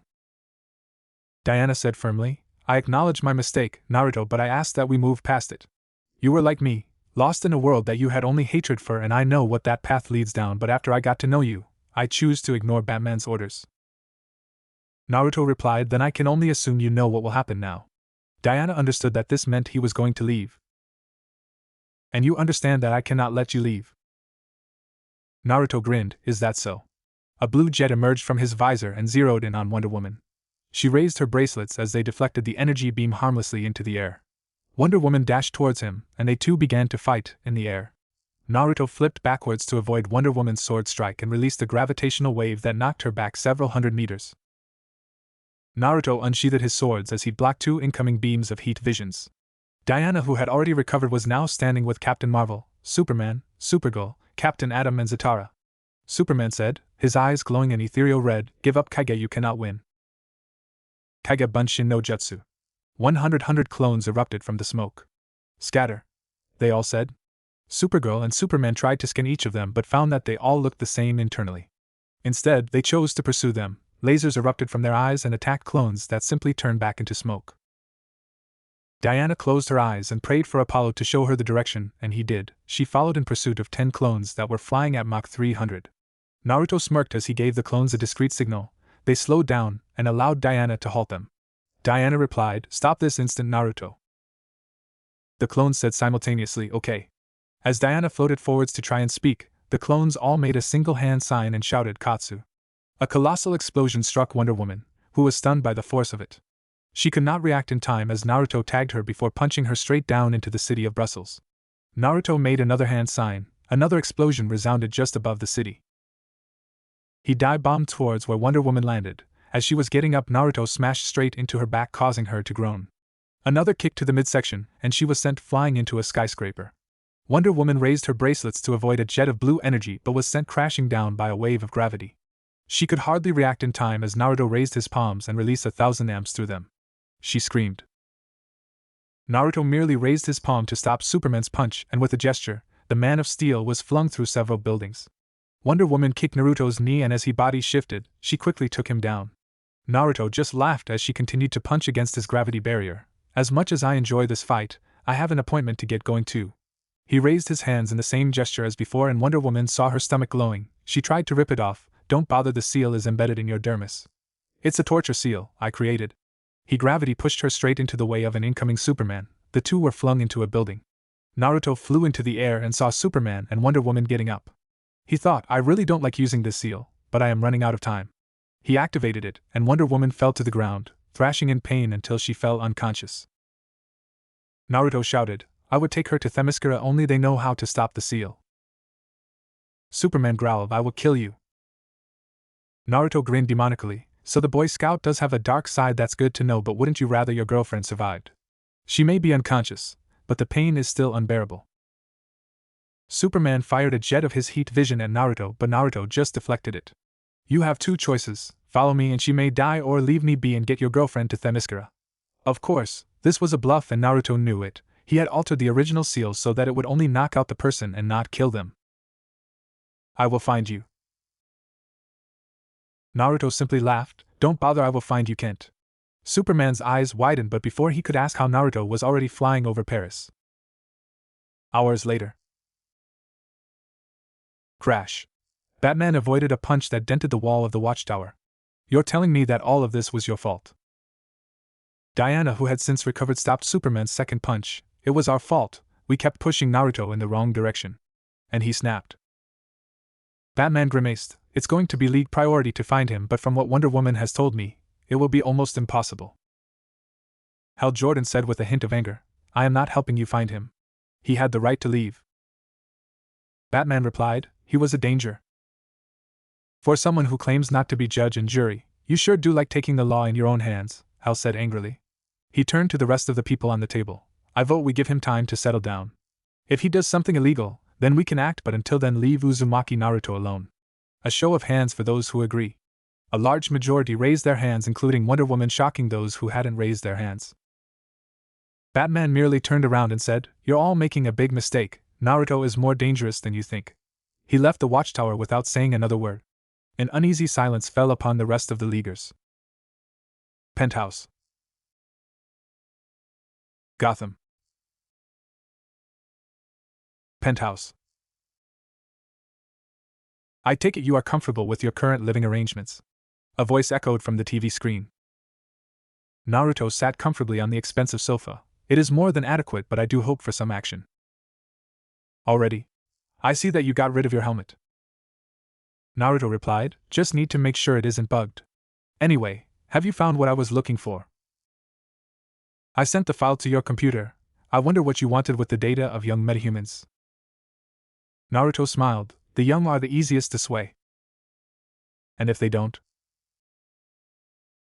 he replied, "No matter, they will see the light." The voice chuckled, "Welcome to the Council of the Light, Uzumaki Naruto." The screen switched off and Naruto walked towards the computer. He pulled up the file and began reading. A smile played on his lips. The game had begun and neither the Justice League or the Light were ready for his endgame. Naruto watched the sun rise above Gotham and smiled. He muttered, "The Red Dawn is coming and with it, the Uzumaki clan will rise again." All there was for miles was death, Uzumaki's dead, Amazonians dead. All for nothing, all for their pathetic pride. The stench of burnt flesh permeated the air and hung over the one living person like a cloak. The man's silhouette flapped in the air, dark flames flickered across his body. He heard a booming laugh, and then the heavy footsteps of Amazonian soldiers coming towards him. "What do you have left to fight for?" The man stood there, patiently waiting with his sword drawn as he felt the speeding arrival of the world's mightiest warrior, Hippolyta. "Nothing," the man said. His purple eyes shifted into red eyes with concentric ripples and Tomio's. "Amazonian!" The man's fire spread away from him, and he dashed towards them. His mind bloody with rage as he butchered everything in his way to get to Hippolyta. The woman stood above him, watching as her comrades were killed, as the young Uzumaki was injured from her battles. An ethereal blue armor surrounded the man as he activated his Susanoo. Hippolyta flew into the air. Her eyes glowed a divine white as she screamed, "For Olympus! For Thymesera!" The skies crackled with lightning, the wind blew with ferocity, and the water around them raged in anger. The Greek gods had given Hippolyta their blessing. The young man could barely avoid Hippolyta's attack, her sword cutting his armor in half, leaving him exposed. She threw her lasso around him, containing him. "You have done enough damage, Uzumaki." She threw straight into a temple and returned him back to her feet. He struggled fruitlessly against the divine hold of her lasso. "This is the end.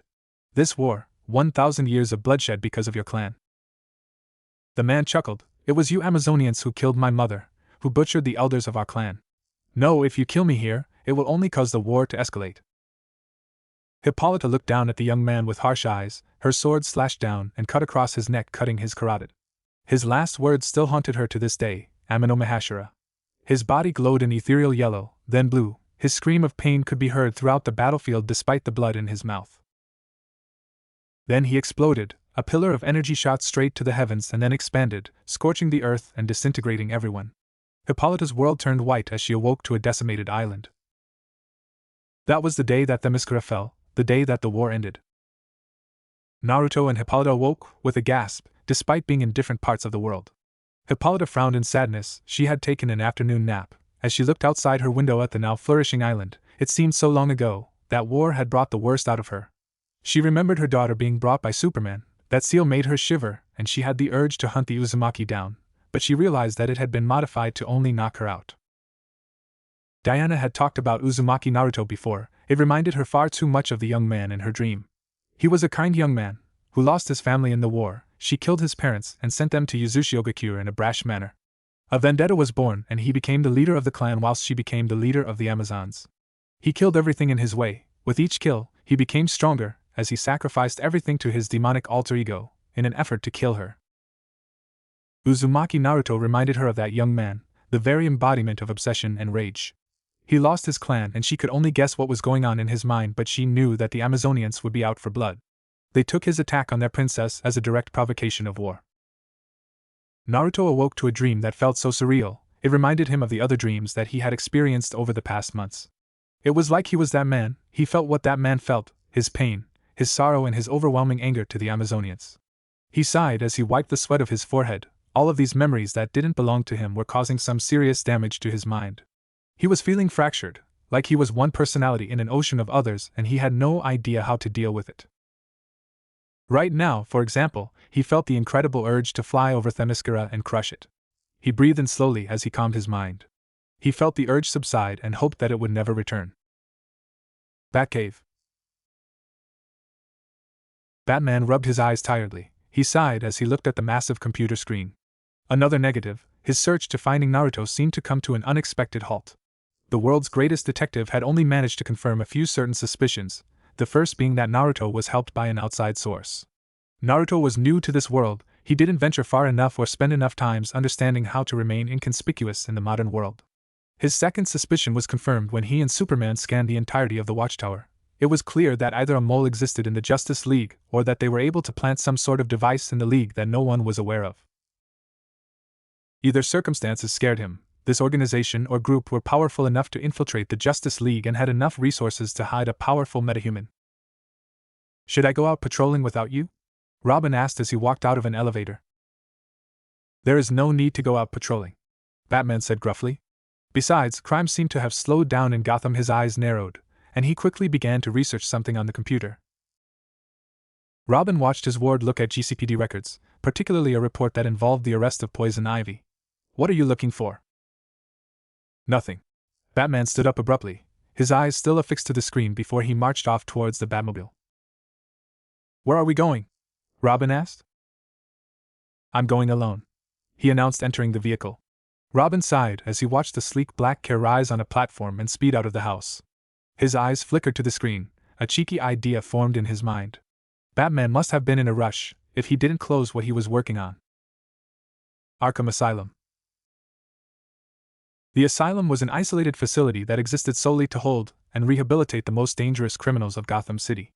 Batman, or rather Bruce Wayne, funded a lot of the asylum. It allowed for him to keep track of the criminals' whereabouts and make plans if they ever got out, which was a very common occurrence. Batman sneaked throughout the facility. The dark corridors shrouded his movements as he reached his target. Poison Ivy sat in a white padded room wearing a straitjacket and an inhibition collar. Oh, it's you, Bat, she grinned. Batman's eyes narrowed at her. He growled, How were you captured? Why? Ivy taunted. Batman grabbed her from the hems of her jacket. I know that there is no one in Gotham that is capable of withstanding your poison. Ivy laughed, as expected from the world's greatest detective. A smirk played on her lips, though you are a few days later than expected.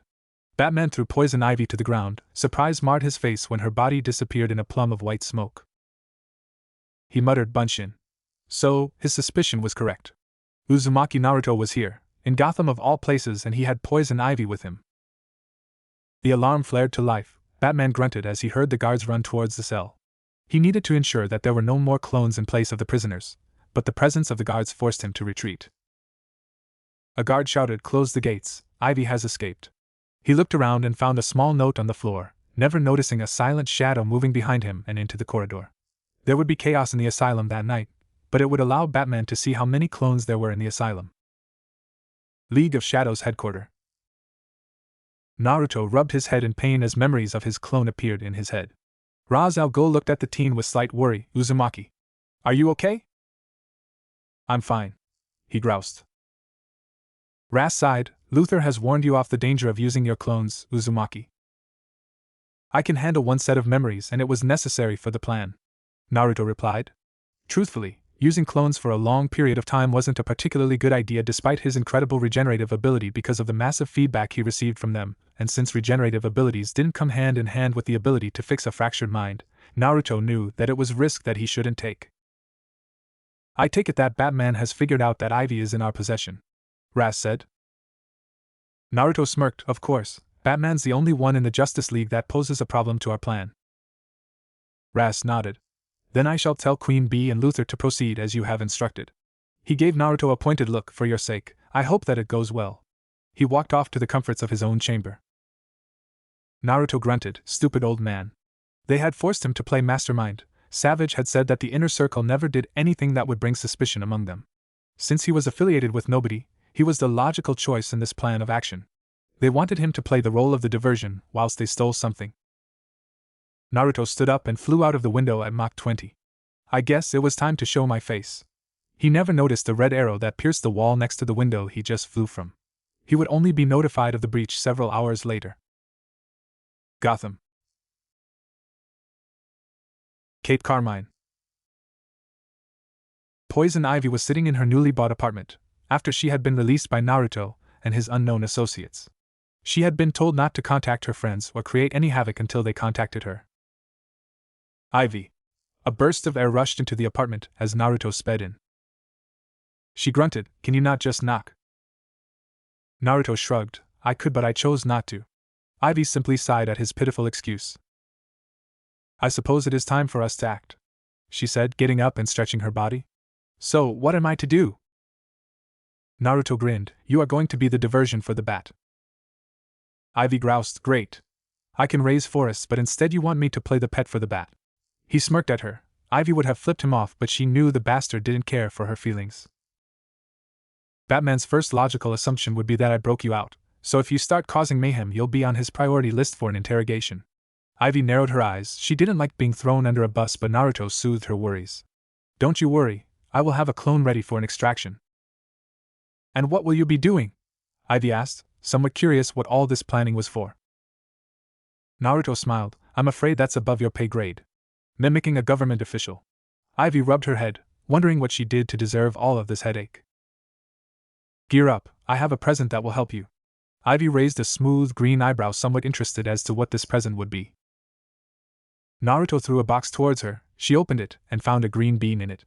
What's this? It's filled with my yang energy. It will enhance your abilities. Naruto replied. Poison Ivy looked at the object with incredible skepticism. Why are you doing this? You can easily conjure up a clone to act as a diversion, she asked. Naruto replied, his form vibrating. Think of it as a test. With that, his body glowed a bright glow before it simply rippled out of existence. Ivy sighed. Great, another Riddler. She casually strutted out of her living room, making preparations to cover Gotham in a forest. She eyed the bean in her hands. She knew how much Naruto's life force affected Naruto. Perhaps I've found him. With that, she too disappeared from her apartment. Hours later. Naruto was angry. He had heard that Dr. Rocket had been stolen from right underneath the League's noses. The plan doesn't change, Naruto said to his other counterparts. Savage groused, and what if Dr. Rocket manages to find a way to break the encryption? The boy grinned fairly. She'll be the distraction we need then. I have already instructed Ivy to attack Gotham. The Justice League will be helpless against her new control of nature, and the young ones will be busy protecting the dear doctor. It should provide the window necessary to get what we want. Queen Bee replied, and what of the staff? That was only for my benefit, not yours. Naruto asked calmly. I shall get the staff on my own. I believe it Raz who is at fault if this mission goes awry. Raz growled but remained silent. Deal with the doctor. Savage instructed the master assassin, before the feed was shut off. Naruto's eye flashed red with anger.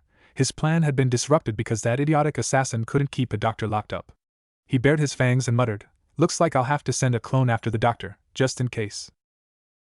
Night fell and with it an uneasy silence befell the groups. The young heroes were holed up inside school guarding Dr. Rocket. Artemis, the newest addition of the group, was set to stand guard the perimeter alongside Miss Martian, whose telepathy was constantly scanning the area. The heroes were all trigger itchy, not knowing where or when the assassins would descend upon them. Miss Martian felt something, she said. I sense someone. Aqualad ordered, everyone report. I see nothing on my end. Artemis and Miss Martian replied. Aqualad waited for a response from Kid Flash. All he heard was static.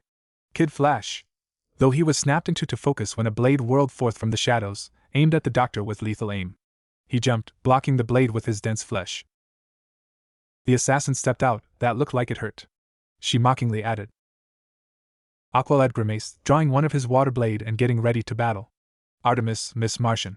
The enemy is here, he said through the calm. She charged at him, easily moving under his inexperienced slashes and kicking him from under.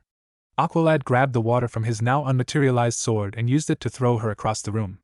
The assassin jumped onto the desk before she hit the wall, throwing one of her sais at Aqualad's now heaved-over body. Clang! An arrow deflected the blade away.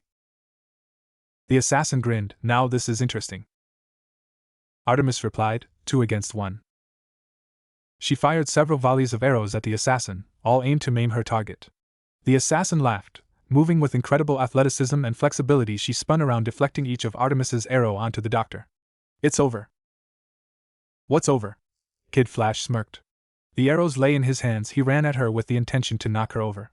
The assassin jumped back but was thrown by Miss Martian's telekinesis. She grimaced. This was not a fight that could be won. A canister shot through the glass window, and a dark smoke filled up the room. The assassin was unprepared to be grabbed by a blur. The figure stopped a second later in the woods. She pushed herself away from him. Who are you? Her vision still blurry from the high-speed movement. Boss. I got her, the figure said. The assassin muttered, Naruto. Cheshire. Boss says hello? The clone replied. Her vision slowly returned back to normal. In that moment, Cheshire grabbed Naruto's clone and growled. Why did you that? I would have escaped. I had reinforcements. Naruto growled. Boss says that Raz is too idiotic to see how much value the doctor truly has. He wants her mind for himself. Besides, you wouldn't have been able to beat them anyway. His grin was far too sinister. I'm an assassin, she replied. And I am a unicorn, he said sarcastically. Now instead of killing Rocket, get back there and distract them long enough for Boss to finish his plan. The clone puffed out of his existence, leaving an angry Cheshire walking back to the school. Gotham.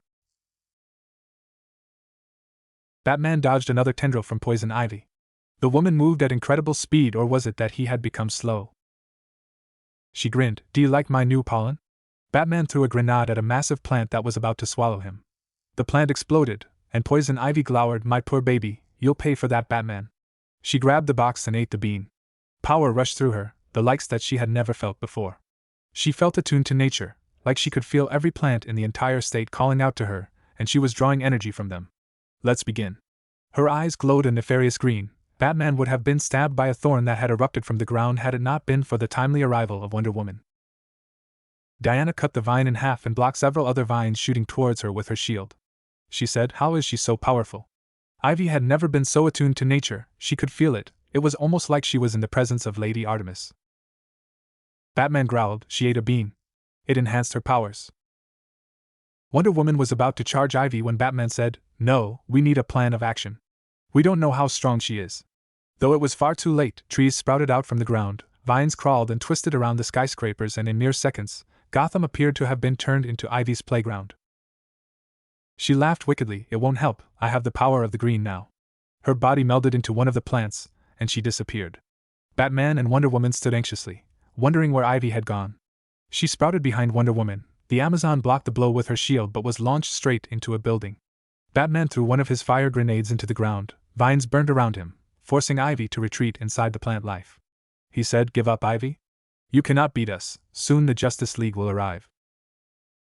Ivy's laughter echoed throughout the entirety of Gotham. "Then let's have some fun, Bats. I've always wondered how many gadgets you have inside that belt of yours." Vines grew once more, sharp sticks of wood launching themselves towards the helpless detective. Batman grabbed his grapple and fired it in the air. The thrones missed him, and the spikes embedded themselves into the soil. Batman landed into the cockpit of his plane, the Batwing dove downwards, firing volleys of missiles that lit up the plant life. Ivy screamed as her plants burned. She could feel them crying out in pain. It hurt so much. Vines shot forwards, ripping the machine apart into a fiery explosion. Batman flipped out, gliding towards Wonder Woman, who was now cutting every vine in her way. He said, "We need to burn it."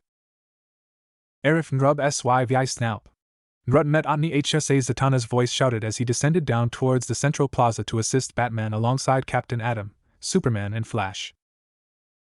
Ivy screamed further. The magic burned her plants before they disintegrated into piles of ash. She growled, her eyes glowing further. Energy pulsed out of her. She wouldn't let Naruto's gifts amount to nothing. Her body began to bulge, growing into the size of a giant. Vines surrounded her body, making her look more like a plant-shaped humanoid than a human. Captain Atom said, "I sense some sort of energy inside her. It feels similar to nature, like chakra."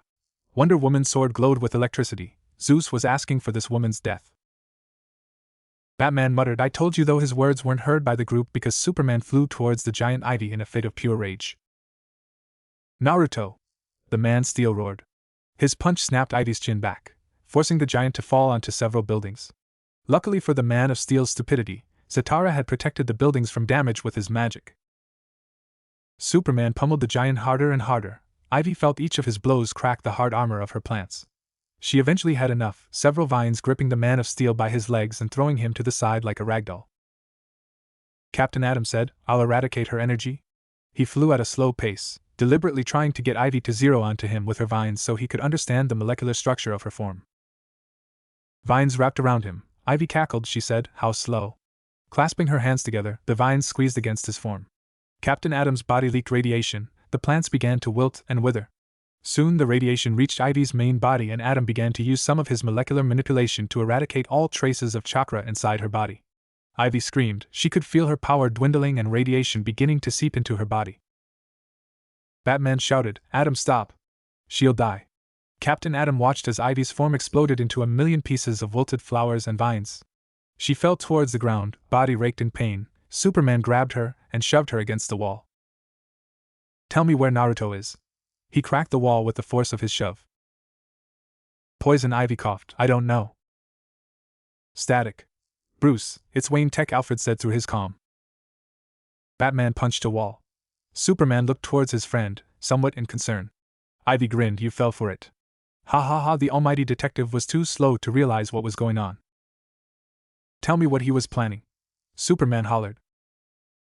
Ivy smirked. You'll have to beat it out, me, Boy Scout. His arm was cocked, wanting to smash her through several buildings, but he was held back by Diana. Don't, she said. I'll be the one to get information out of her. Her lasso wrapped around Ivy's neck. She asked, what was Naruto planning? Ivy replied truthfully, I don't know. Batman continued, Naruto is intelligent. He planned for her capture. He knew she would attract our attention, used her as a diversion, and provided her with no information as to clue as into his whereabouts. Ivy laughed. There is one thing that you should know about Naruto. He would never leave an ally to bleed on the battlefield. Diana smirked. Then why are you here? A mist began to settle throughout Gotham. It was barely noticeable at first. It began as soon as Ivy lost. Diana felt it. His presence was undeniable and her blood lurched for his blood. She drew her sword, on guard. He is here. The mist grew until it was thick enough that not even Diana could see through it. Adam, Superman and Batman used infrared vision to see through the mist but merely gasped. That's impossible. I can't see, Superman said. Adam commended the mist. Interesting, his chakra is everywhere. I'll have to use that. Wonder Woman removed her lasso from Ivy and began to spin it around, ready to capture any moving life form. She threw it, and something was drawn towards them. Hey! Hey! It's me, Zatara said. Diana replied, I'm sorry. Batman said, no. He's not Zatara. Zatara laughed, of course I am, I just fought with you. They all looked on edge. Why are you all on edge? It's not like Naruto can shapeshift. Batman grimaced. And that made them even more on edge. Zatara sighed, if we take Ivy, Naruto will have to follow. So let's take her to headquarters. Wonder Woman smiled, I agree. Naruto can't fight all of us. Zatara grabbed Ivy, I'll see you all there. A beam of radiation almost hit Zatara's chest. You're not Zatara, Captain Adam said. Zatara grinned demonically, wanna see a magic trick? He laughed. A burst of gravity rippled and struck all of the Justice League members, sending them flying in opposite directions. And that's how you make a grand entrance. Zatara tipped his hat. He stared at Batman, who had grappled onto a wall. I thank you for playing Batman. With that, Zatara vanished in a blue energy form. Dark room. So, did we manage to get what we wanted? Savage asked. Ra's al Ghul grimaced. Thanks to Naruto we managed to procure the Star Lab data as well as some useful Wayne tech. Naruto replied, even after all that help, you still couldn't breach the Wayne tech database. Savage supplied, it doesn't matter. The young heroes have interfered once more in our plans, so it's fortunate that we have an operative on the inside. Raz smirked. Naruto answered, we have a new ally to cause Poison Ivy. Queen Bee chuckled, after today's spectacle, none can argue that she was a worthy ally. So it begins. Luther finished. Outside Gotham. Several armored figures landed gracefully on the roof of a skyscraper. One of them said, this is the last place. I felt his presence. Her eyes glowed an ethereal white as she stared at craters formed by ivy. The Uzumaki was here. Another spoke with a growl. Sisters. We must remain calm. His time will come. The leader spoke. Today is the day Uzumaki Naruto dies, she said. Her spear struck the ground and magic surrounded the city. Naruto felt it. He shivered at the hideous feeling. Unbeknownst to him, the gears of war had finally begun to turn and Naruto would realize very soon that he had fired the opening salvo. Chakra and celestial magic were polar opposites, one given by forces of the divine and the other birthed from demons. Ever since he was a child, he had been taught to hate the Amazonians. Their history had been riddled with that of blood and iron. Despite this, Naruto had understood of the arrangement that his ancestors had agreed upon. The treaty had been overseen on the plains of a neutral ground said to have been the divide between hell and heaven where neither divine nor demonic forces had authority. Queen Hippolyta and the boy king, Uzumaki Kanzuya, stood before each other, as they both shook hands agreeing that those who broke the writ would be killed and forever disowned. For centuries thereafter, the Uzumaki and the Themisirens lived apart in relative peace. The Uzumaki began to grow apart from the world, like the Amazons. They hid themselves on an island hidden amongst the whirlpools. It was, however, foreseen that in the end both dynasties would fall at the hands of each other. Such a prophecy was nonsense to the young warrior, Artemis. She swore vengeance as that flying alien swooped in with Princess Diana in his arms. She had never seen anything like it, the proud princess of Amazon reduced to a seething and bubbling mess, her body twitching and curling in agony from the Uzumaki's curse mark. Even when the queen forbid against action, she still swore for vengeance. Her sisters had agreed, he was the last of his line. The last Uzumaki, should he perish, would finally put a rest to the torment they suffered at their hands. Alas, it appeared that Uzumaki Naruto was in favor of the gods.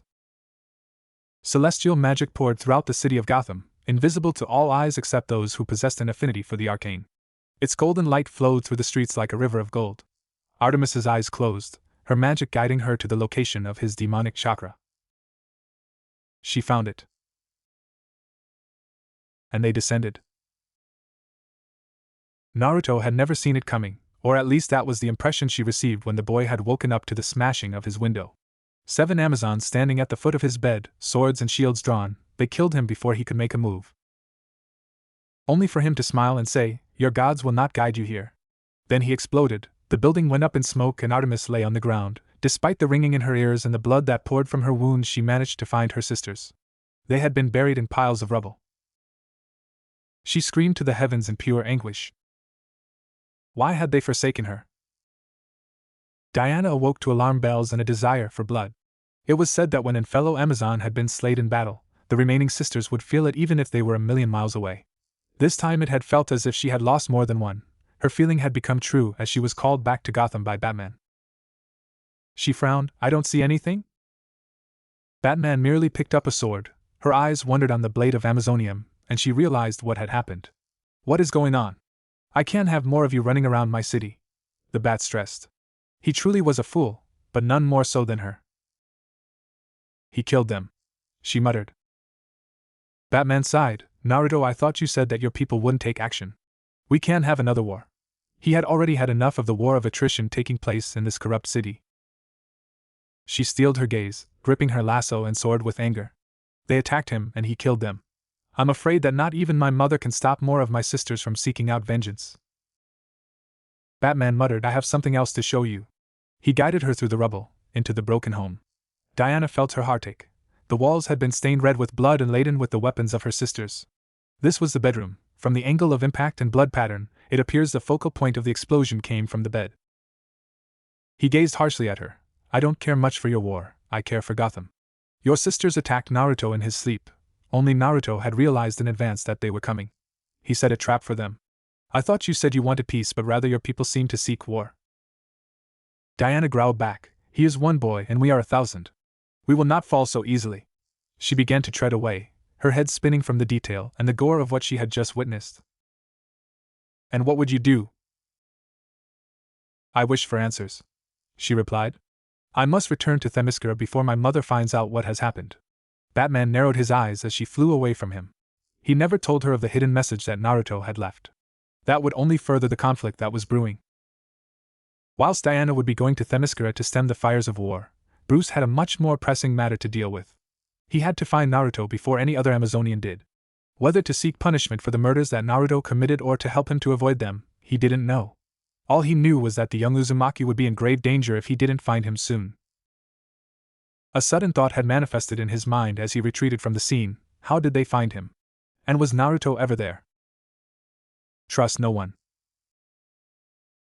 They'll all betray you in the end. The whispers were growing louder and louder by the day. Naruto could do nothing to silence them. His telepathy didn't work. His meditation didn't help. And worst of all, his dreams were only haunted by memories of ancient men and women from his clan. It was a maddening thing. Yet he enjoyed it anyway. They provided him with comfort, and often some sound advice. It had been only because of them that he had even felt their presence. Amazonians. Cursed a lot of them. If they were willing to murder him in his sleep, he promised he'd give the same courtesy. But first, he needed to retreat, away from everyone. "Here it's here," he heard a whisper. "I must be going crazy," Naruto thought. There was nothing there apart from a small clearing enclosed by a forest. "Can't you feel it?" The magic. The voices hissed once more. Naruto closed his eyes, letting his chakra seep out of him and into his surroundings. His mother had taught him the most basic of sensing techniques, something he found that he had absolutely no talent for. Still, it did come useful from time to time. He felt nothing still, so he pumped more chakra out, saturating the world around him in his energy. He was sure that this was a particularly bad idea. He surmised that the Themisirens had only managed to track because of his usage of chakra, just like how he could feel their presence nearing his. They were like opposite ends of a magnet, except instead of feeling attracted, all you felt was pure dread. That feeling quickly returned as his chakra finally detected something. In front of him was a structure that was invisible to the naked eye, yet he couldn't deny its presence. By using his chakra in small waves, Naruto could sense tiny disturbances in the world around him. Unlike some of the most gifted sensors, he was unable to visualize or discern what those disturbances were. Though Naruto felt like he didn't even need to use his chakra, the air around him was filled with magic so divine that it made him sick. The staff. Naruto obliged. He summoned it from the seals in his arm, and a blanket of smoke enveloped him. Naruto twirled the stave in his arm. It truly felt magnificent for something that appeared as nothing more than an aged piece of wood. The Staff of Essus it was called. The historians had believed it to be merely a monument of druids in Gaul, but those who could sense magic were able to understand the vast power it held within its hollow and inscribed frame. He closed his eyes once more and summoned his chakra through the staff. The runes inscribed onto the wood glowed an ethereal blue as he slammed it upon the ground. The world around him shimmered. He felt something rip open, and in almost an instant, he was swallowed up by the ever-increasing black void of space. As he was whisked away, and slowly began to fade away from consciousness, Naruto decided that if there was one thing he resented more than Themisirens, it was magic. Tower of Fate. The tower existed in its own space, in between worlds. It was said to house instruments of magic and power that could rip the world apart should they be used by the forces of evil once again. It had stood firm for over 1,000,000 years. It was said that those who could perceive it were able to see its true size, never-ending and constantly shifting as if to warn those who entered that they would never escape. Are we there yet? Clarion the witch boy whined at his posse. He didn't like being in the presence of such magic. Always so impatient, Kent Nelson said demurely. That must be why you decided to come here without any backup. Shut him up, Abra Clarion demanded childishly. I don't want to hear the old fart speak again. Mute, Abracadabra said, waving his wand in such a fashion as if to trick those present with his magic. A black collar wrapped around Kent's neck. It glowed a menacing red as it locked onto his voice box. Kent tried to speak but found himself unable to do so. His eyes, however, twinkled as he felt the presence of the young heroes. Perhaps he might still be able to stop Clarion's ploy. The witch boy stared into distance, stroking his cat with a sadistic smile. He hopped forwards and gave Kent a feral gaze. I'd say that odds just went in my favor. Kent looked at the Lord of Chaos questioningly, until he felt its presence. The old host of Dr. Fate couldn't help but shiver at the sheer expanse and power of the demonic energy that was filtering through this domain. He hoped that young heroes could fight against the darkness that was coming, or else order would have finally been overcome by forces of chaos. With his hands bound and his mouth rendered mute, he could only direct a tiny amount of magic into a spell. Clarion's eyes bored into his. What did you do? He growled. Abra, sensing his master's anger, switched on the collar's shock setting, and Kent felt 100 volts run through his entire body. Do it again and I'll increase the voltage by 10. Don't think your old heart could handle it. Abra taunted. Kent grimaced in pain. He found himself being pushed and dragged towards the top of the tower. He might be old, but he had at least succeeded in summoning them. In one of the neighboring planes, Kid Flash shivered in the cold Rodon from the icy world around them. Frustration was quickly mounting as he and the team were unable to find any escape from this hellish weather. Well, all except Aqualad, who seemed to particularly enjoy the cold. This is all your fault. Artemis stressed with some anger.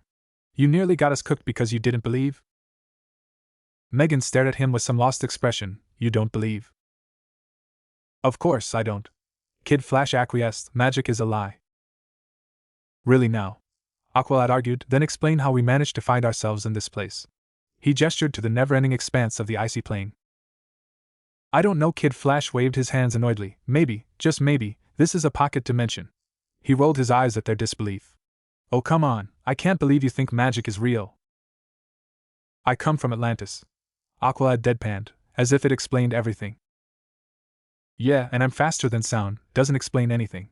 Kid Flash found his gaze settling into the horizon in front of him. If we don't escape here soon, we'll all freeze to death. Talk for yourself. Superboy countered. The Kryptonian would undoubtedly be one of the few in the group that could actually survive this absurd cold. What's that? Megan spoke softly. Kid Flash turned around to the floating walking stick. He smirked and said sarcastically, "Let me guess, you'll be saying that's the old man's wand." Artemis snorted as she moved towards it. Maybe it is. Kid Flash rolled his eyes and sped towards the stick in time before Artemis could touch it. They both grasped the cool metal and looked at each other. Kid Flash grinned. See, it's just a walkie. He couldn't finish his sentence as he and Artemis vibrated away in a flash of light. Aqualad, Megan and Superba looked towards each other in surprise. Superba asked, "Did we just get left behind?" Megan stared at Spot that her friends had just been. How do we get out?" she wondered. Her physiology couldn't handle this level of cold any longer, though unlike fire, it wouldn't actually kill her. That might be a start. Aqualad gestured to a powerful light streaking through the sky. It came barreling towards the ground with incredible speed. "Get down!" Superba shouted. The streak impacted the ground with the force of a meteor, creating a wave of heavy pressure and snow to spread everywhere. Megan grabbed Aqualad and flew them away from the incoming snow avalanche. Her eyes could barely perceive it. In the fissure she saw a boy, someone far more familiar to her. She gasped, "Naruto." Aqualad questioned, "What?" His voice filled with a greater uncertainty. They had heard what happened between the Justice League and Naruto. They couldn't beat someone like him in a fight, not when they had no possible route of escape or any tactical advantage over him. "Come on." She flew them towards the fissure. She felt slightly excited to meet him again. Naruto and she had never been close friends, but she had a lot of respect for her fellow redhead. The truth, however, was she, like every member of the young team, wanted answers for why he had done what he had done. Betrayal, some of them said, but Megan had always known that there were always two sides to a story. They landed in front of the crater and found Naruto in the middle of it, laying incredibly still. She asked, "Is he okay?" Aqualad grimaced. It would take a lot to kill Naruto. He remained unmoving for an entire minute. Superba eventually landed beside them. His gaze settled on the still body of Naruto. "Is that?" "Yes," Aqualad replied. A groan slowly brought their attention back towards Naruto. He slowly got up, murmuring, "God, I hate magic," though he appeared to be none too aware of their presence. "Naruto," Megan said softly. As if one cue, Naruto jumped back in response to realizing that he wasn't alone. His staff pointed towards them. "Megan?" he croaked out. She hummed in response. "What are you doing here?" she asked. "I could ask you the same thing," he replied, "but if you must know, I have a meeting with fate." She rolled her eyes at the cryptic answer. Some things it seemed would never change. She forced some anxiousness down before she allowed herself to say it. "It's good to see again." He grinned. "Miss me, Marshall." His eyes seemed to lack that distinct playfulness that they used to have, but she still understood the jest. "You bastard!" Naruto shifted his body and turned to avoid the slamming punch from Superba. "Calm down." Naruto gestured, his arms high up in the air to signify his surrender. "I'm not here to fight. I've actually only come to stop a war." That made Superboy stop in his tracks. He looked at the Uzumaki with a quizzical expression. "After what happened during my fight with Wonder Woman," he said her name with a spiteful, venomous tone. He quelled his bloodlust before continuing, "They want me dead." Aqualad looked skeptical. Surely, Wonder Woman wouldn't allow for such a thing. Naruto spat. "Diana is a Themysciran. They are my mortal enemies and I am theirs. They wish for the last remaining Uzumaki's head to be at their feet, for my line to end. Only then will this be satisfied." Aqualad said, "And what does this tower have to do with anything?" "I intend to end the war," Naruto stressed. It sounded like a peaceful gesture to both Megan and Superba, but Aqualad had sensed the dull undertones in Naruto's voice. He had heard of the Uzumaki in his training at Atlantis. It was one of the reasons he tried so hard to become friends with Naruto, if anything to prove his people that they were wrong, that the Uzumaki weren't just a people of war and demonic tendencies. Aqualad asked, "And how will we get there?" "Magic, of course." He slammed the staff onto the ground once more. A door opened up, presenting them a staircase that seemingly led to a tower. Naruto muttered, "I guess they were right. 1,000 steps to victory." "Yes, boy. Get the amulet. It's the only way," they murmured to him. Naruto scrunched his eyes closed, trying to neuter their voices before any of the others picked up on his glazed expression. "Well then, let's get going," Naruto said. The three of them looked at him with a questioning gaze. Megan asked excitedly. You can do magic. Well, everyone can do magic. He corrected. I can't really do spells or whatnot, but my chakra is enough to make this hunk of wood work. Aqualad replied, I'm not so sure. I thought you had to have an affinity for the mystic arts to use magic. Naruto chuckled. That what they teach you in Atlantis. Heck, Wonder Woman can't use magic, but that doesn't mean she can't use magical items to perform magic. Superboy stayed silent as they walked the steps leading to the tower. He wondered, what side are you truly on? It had meant to be a thought, but he had accidentally let it slip. What side I've always been on, Naruto replied. And which side is that? Aqualad asked. My own. He grinned before frowning. Atop the tower, he could see the faintest flashes of red and gold. It had already begun. Dr. Fate would be summoned soon and he had to stop it before it happened. He looked back. I'm sorry, I have to go. Wait, Megan tried to say, but Naruto had already launched himself into the air. We never got to ask him why he left. Aqualad consoled her. We'll find out after we save Kent. Though his tone remained unsure. He gazed at Naruto's flying form watching him reach the top of the tower. He feared that the next time that they met, there wouldn't be much time to be civil. Clarion growled as he dodged yet another blast from Ken Nelson. You can't think that your pathetic attempts at magic can hope to defeat me. He raised his hands, gesturing in a finger gun motion.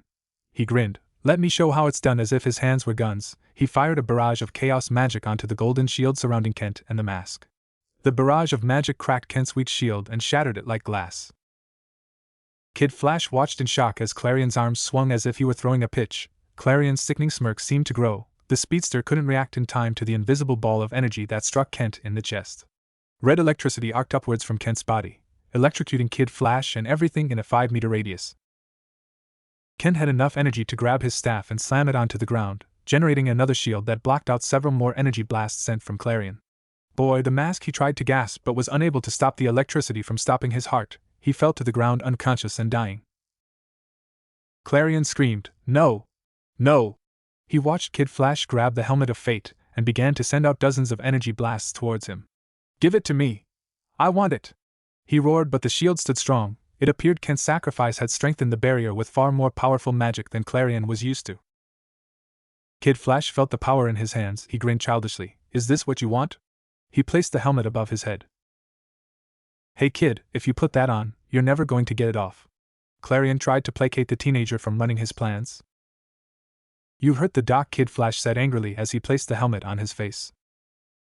Clarion growled angrily. You'll pay for this.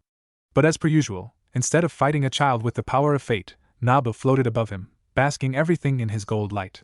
The Lord of Fate had always tended to be extravagant in his use of powers. Nabu sneered at the witch boy. You have come to my domain, Clarion. His hands glowed in an ethereal yellow. I don't enjoy trespassers. Golden energy rushed forth and smashed straight into Clarion's red shield. Clarion responded in kind, his power increased, and he whispered an incantation. Nabu couldn't dodge in time. His host's affinity for much was so small that he was required to use the barest of spells. A pentagram spread behind him, and out of it came several bullets of red electricity. He roared in pain. Clarion generated a whip that he sent sailing through the air. Its studded end pierced into Fate's leg and he forced it to come down. The Lord of Fate smashed into the ground with outstanding power. Your domain? You've grown rusty, Nabu, and I've only gotten stronger in your absence.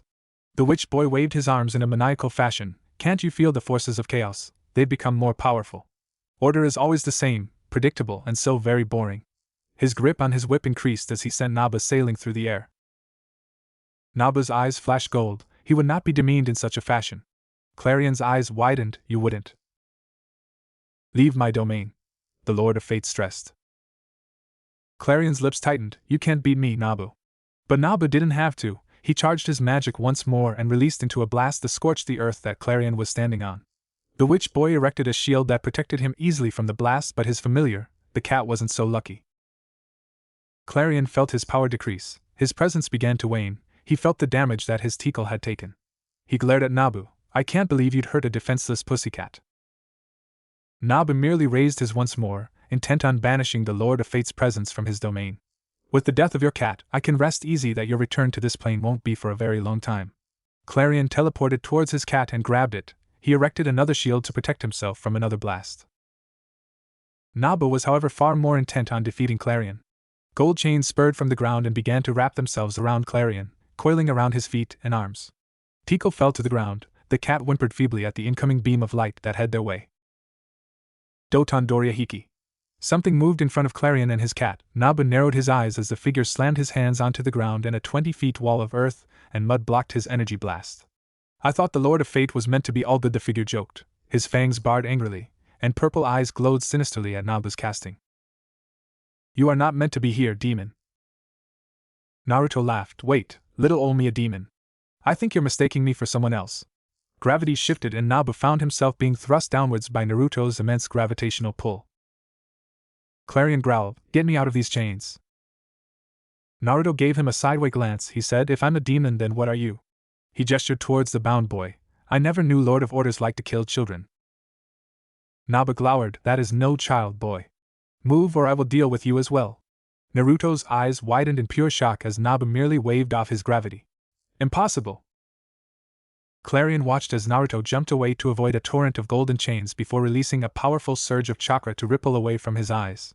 A golden ink appeared in front of Nabu, blocking the energy beam and absorbing it. Naruto couldn't react in time as his own chakra struck him square in the back. Naruto groaned in pain from the blow. I can't win this fight, Naruto admitted to himself. Clarion's frown turned into a smirk as he felt Nabu's concentration on the chains begin to wane. He used that momentary lapse in judgment to shatter them and grab Tiko. Nabu turned toward him and conjured more chains, but Clarion was ready for them this time. Not this time, Nabu, Clarion said with a childish laugh as he teleported away. Naruto gulped as he felt Nabu's presence begin to focus onto him. You have made a grave error, Nabu said. His arms began to raise themselves once more and Naruto was struck by an invisible force that sent him spiraling into the air. The amulet. Naruto began to look for it but found he had little time to complete a surveyed observation of his surrounding as Nabu began to summon thousands of different chains from the air around him. Naruto dodged, dancing in the air and avoiding each of the chains from wrapping around him. Fool! It's a trap, he heard a whisper. But Naruto couldn't react to it. Nabu slammed his hands together, and the chains coiled themselves into a ball-like shape that formed around him. Naruto felt the ball tighten around him. The divine chains began to burn his skin. Arg! He had barely enough wits about him to summon the staff once more and pump his chakra into it. Nabu narrowed his eyes. He had thought that his victory was assured, but the boy had summoned a powerful magic instrument to counteract his divine magic. A blue and gold explosion erupted in the air, blanketing the air in a wave of light that he could barely see through. Out of the light emerged hundreds of Narutos rushing towards him with swords and weapons alike. The being of order should have banished them all away, but something happened that blocked his magic from working. His gaze settled on the Naruto in the middle of the pack, barely making out the etching on the wooden stave. He knew then that Naruto possessed one of the few items of destruction and chaos, the Staff of Essus. You are an instrument of chaos? Nabu questioned. Naruto frowned. I am what I have to be in order to survive. I didn't come here to fight. The being would have snorted if it could. Nabu's magic streamed forth and delved into Naruto's mind. The boy's mind was incredibly powerful for that of a non-gifted psionic, but it was not powerful enough to counteract his magic. Naruto's eyes rolled back in pain as he felt Nabu's presence pierce into his mind. You come for an exchange? Nabu asked. The amulet of Anubis for the Staff of Essus, Naruto croaked out. Nabu replied, you cannot ask for such a thing? Naruto challenged, I can give this to Clarion if that is what you want. I'm sure he'll love to be reunited with one of his favorite toys. He had hoped that Nabu wouldn't realize his folly. Nabu said, I cannot give you an instrument of order. Naruto narrowed his eyes as Nabu raised his hands to begin for another battle. But you will not be leaving this plane with that staff. Naruto smirked. He split half of his shadow clones into a separate contingent, and exploded the others to create a huge smoke screen. Nabu could follow the magic of the staff as Naruto launched himself into the air. Nabu followed in pursuit, leaving behind the amulet that was secured around Ken Nelson's neck. The amulet of Anubis was one of the most powerful instruments of magic. It had one feature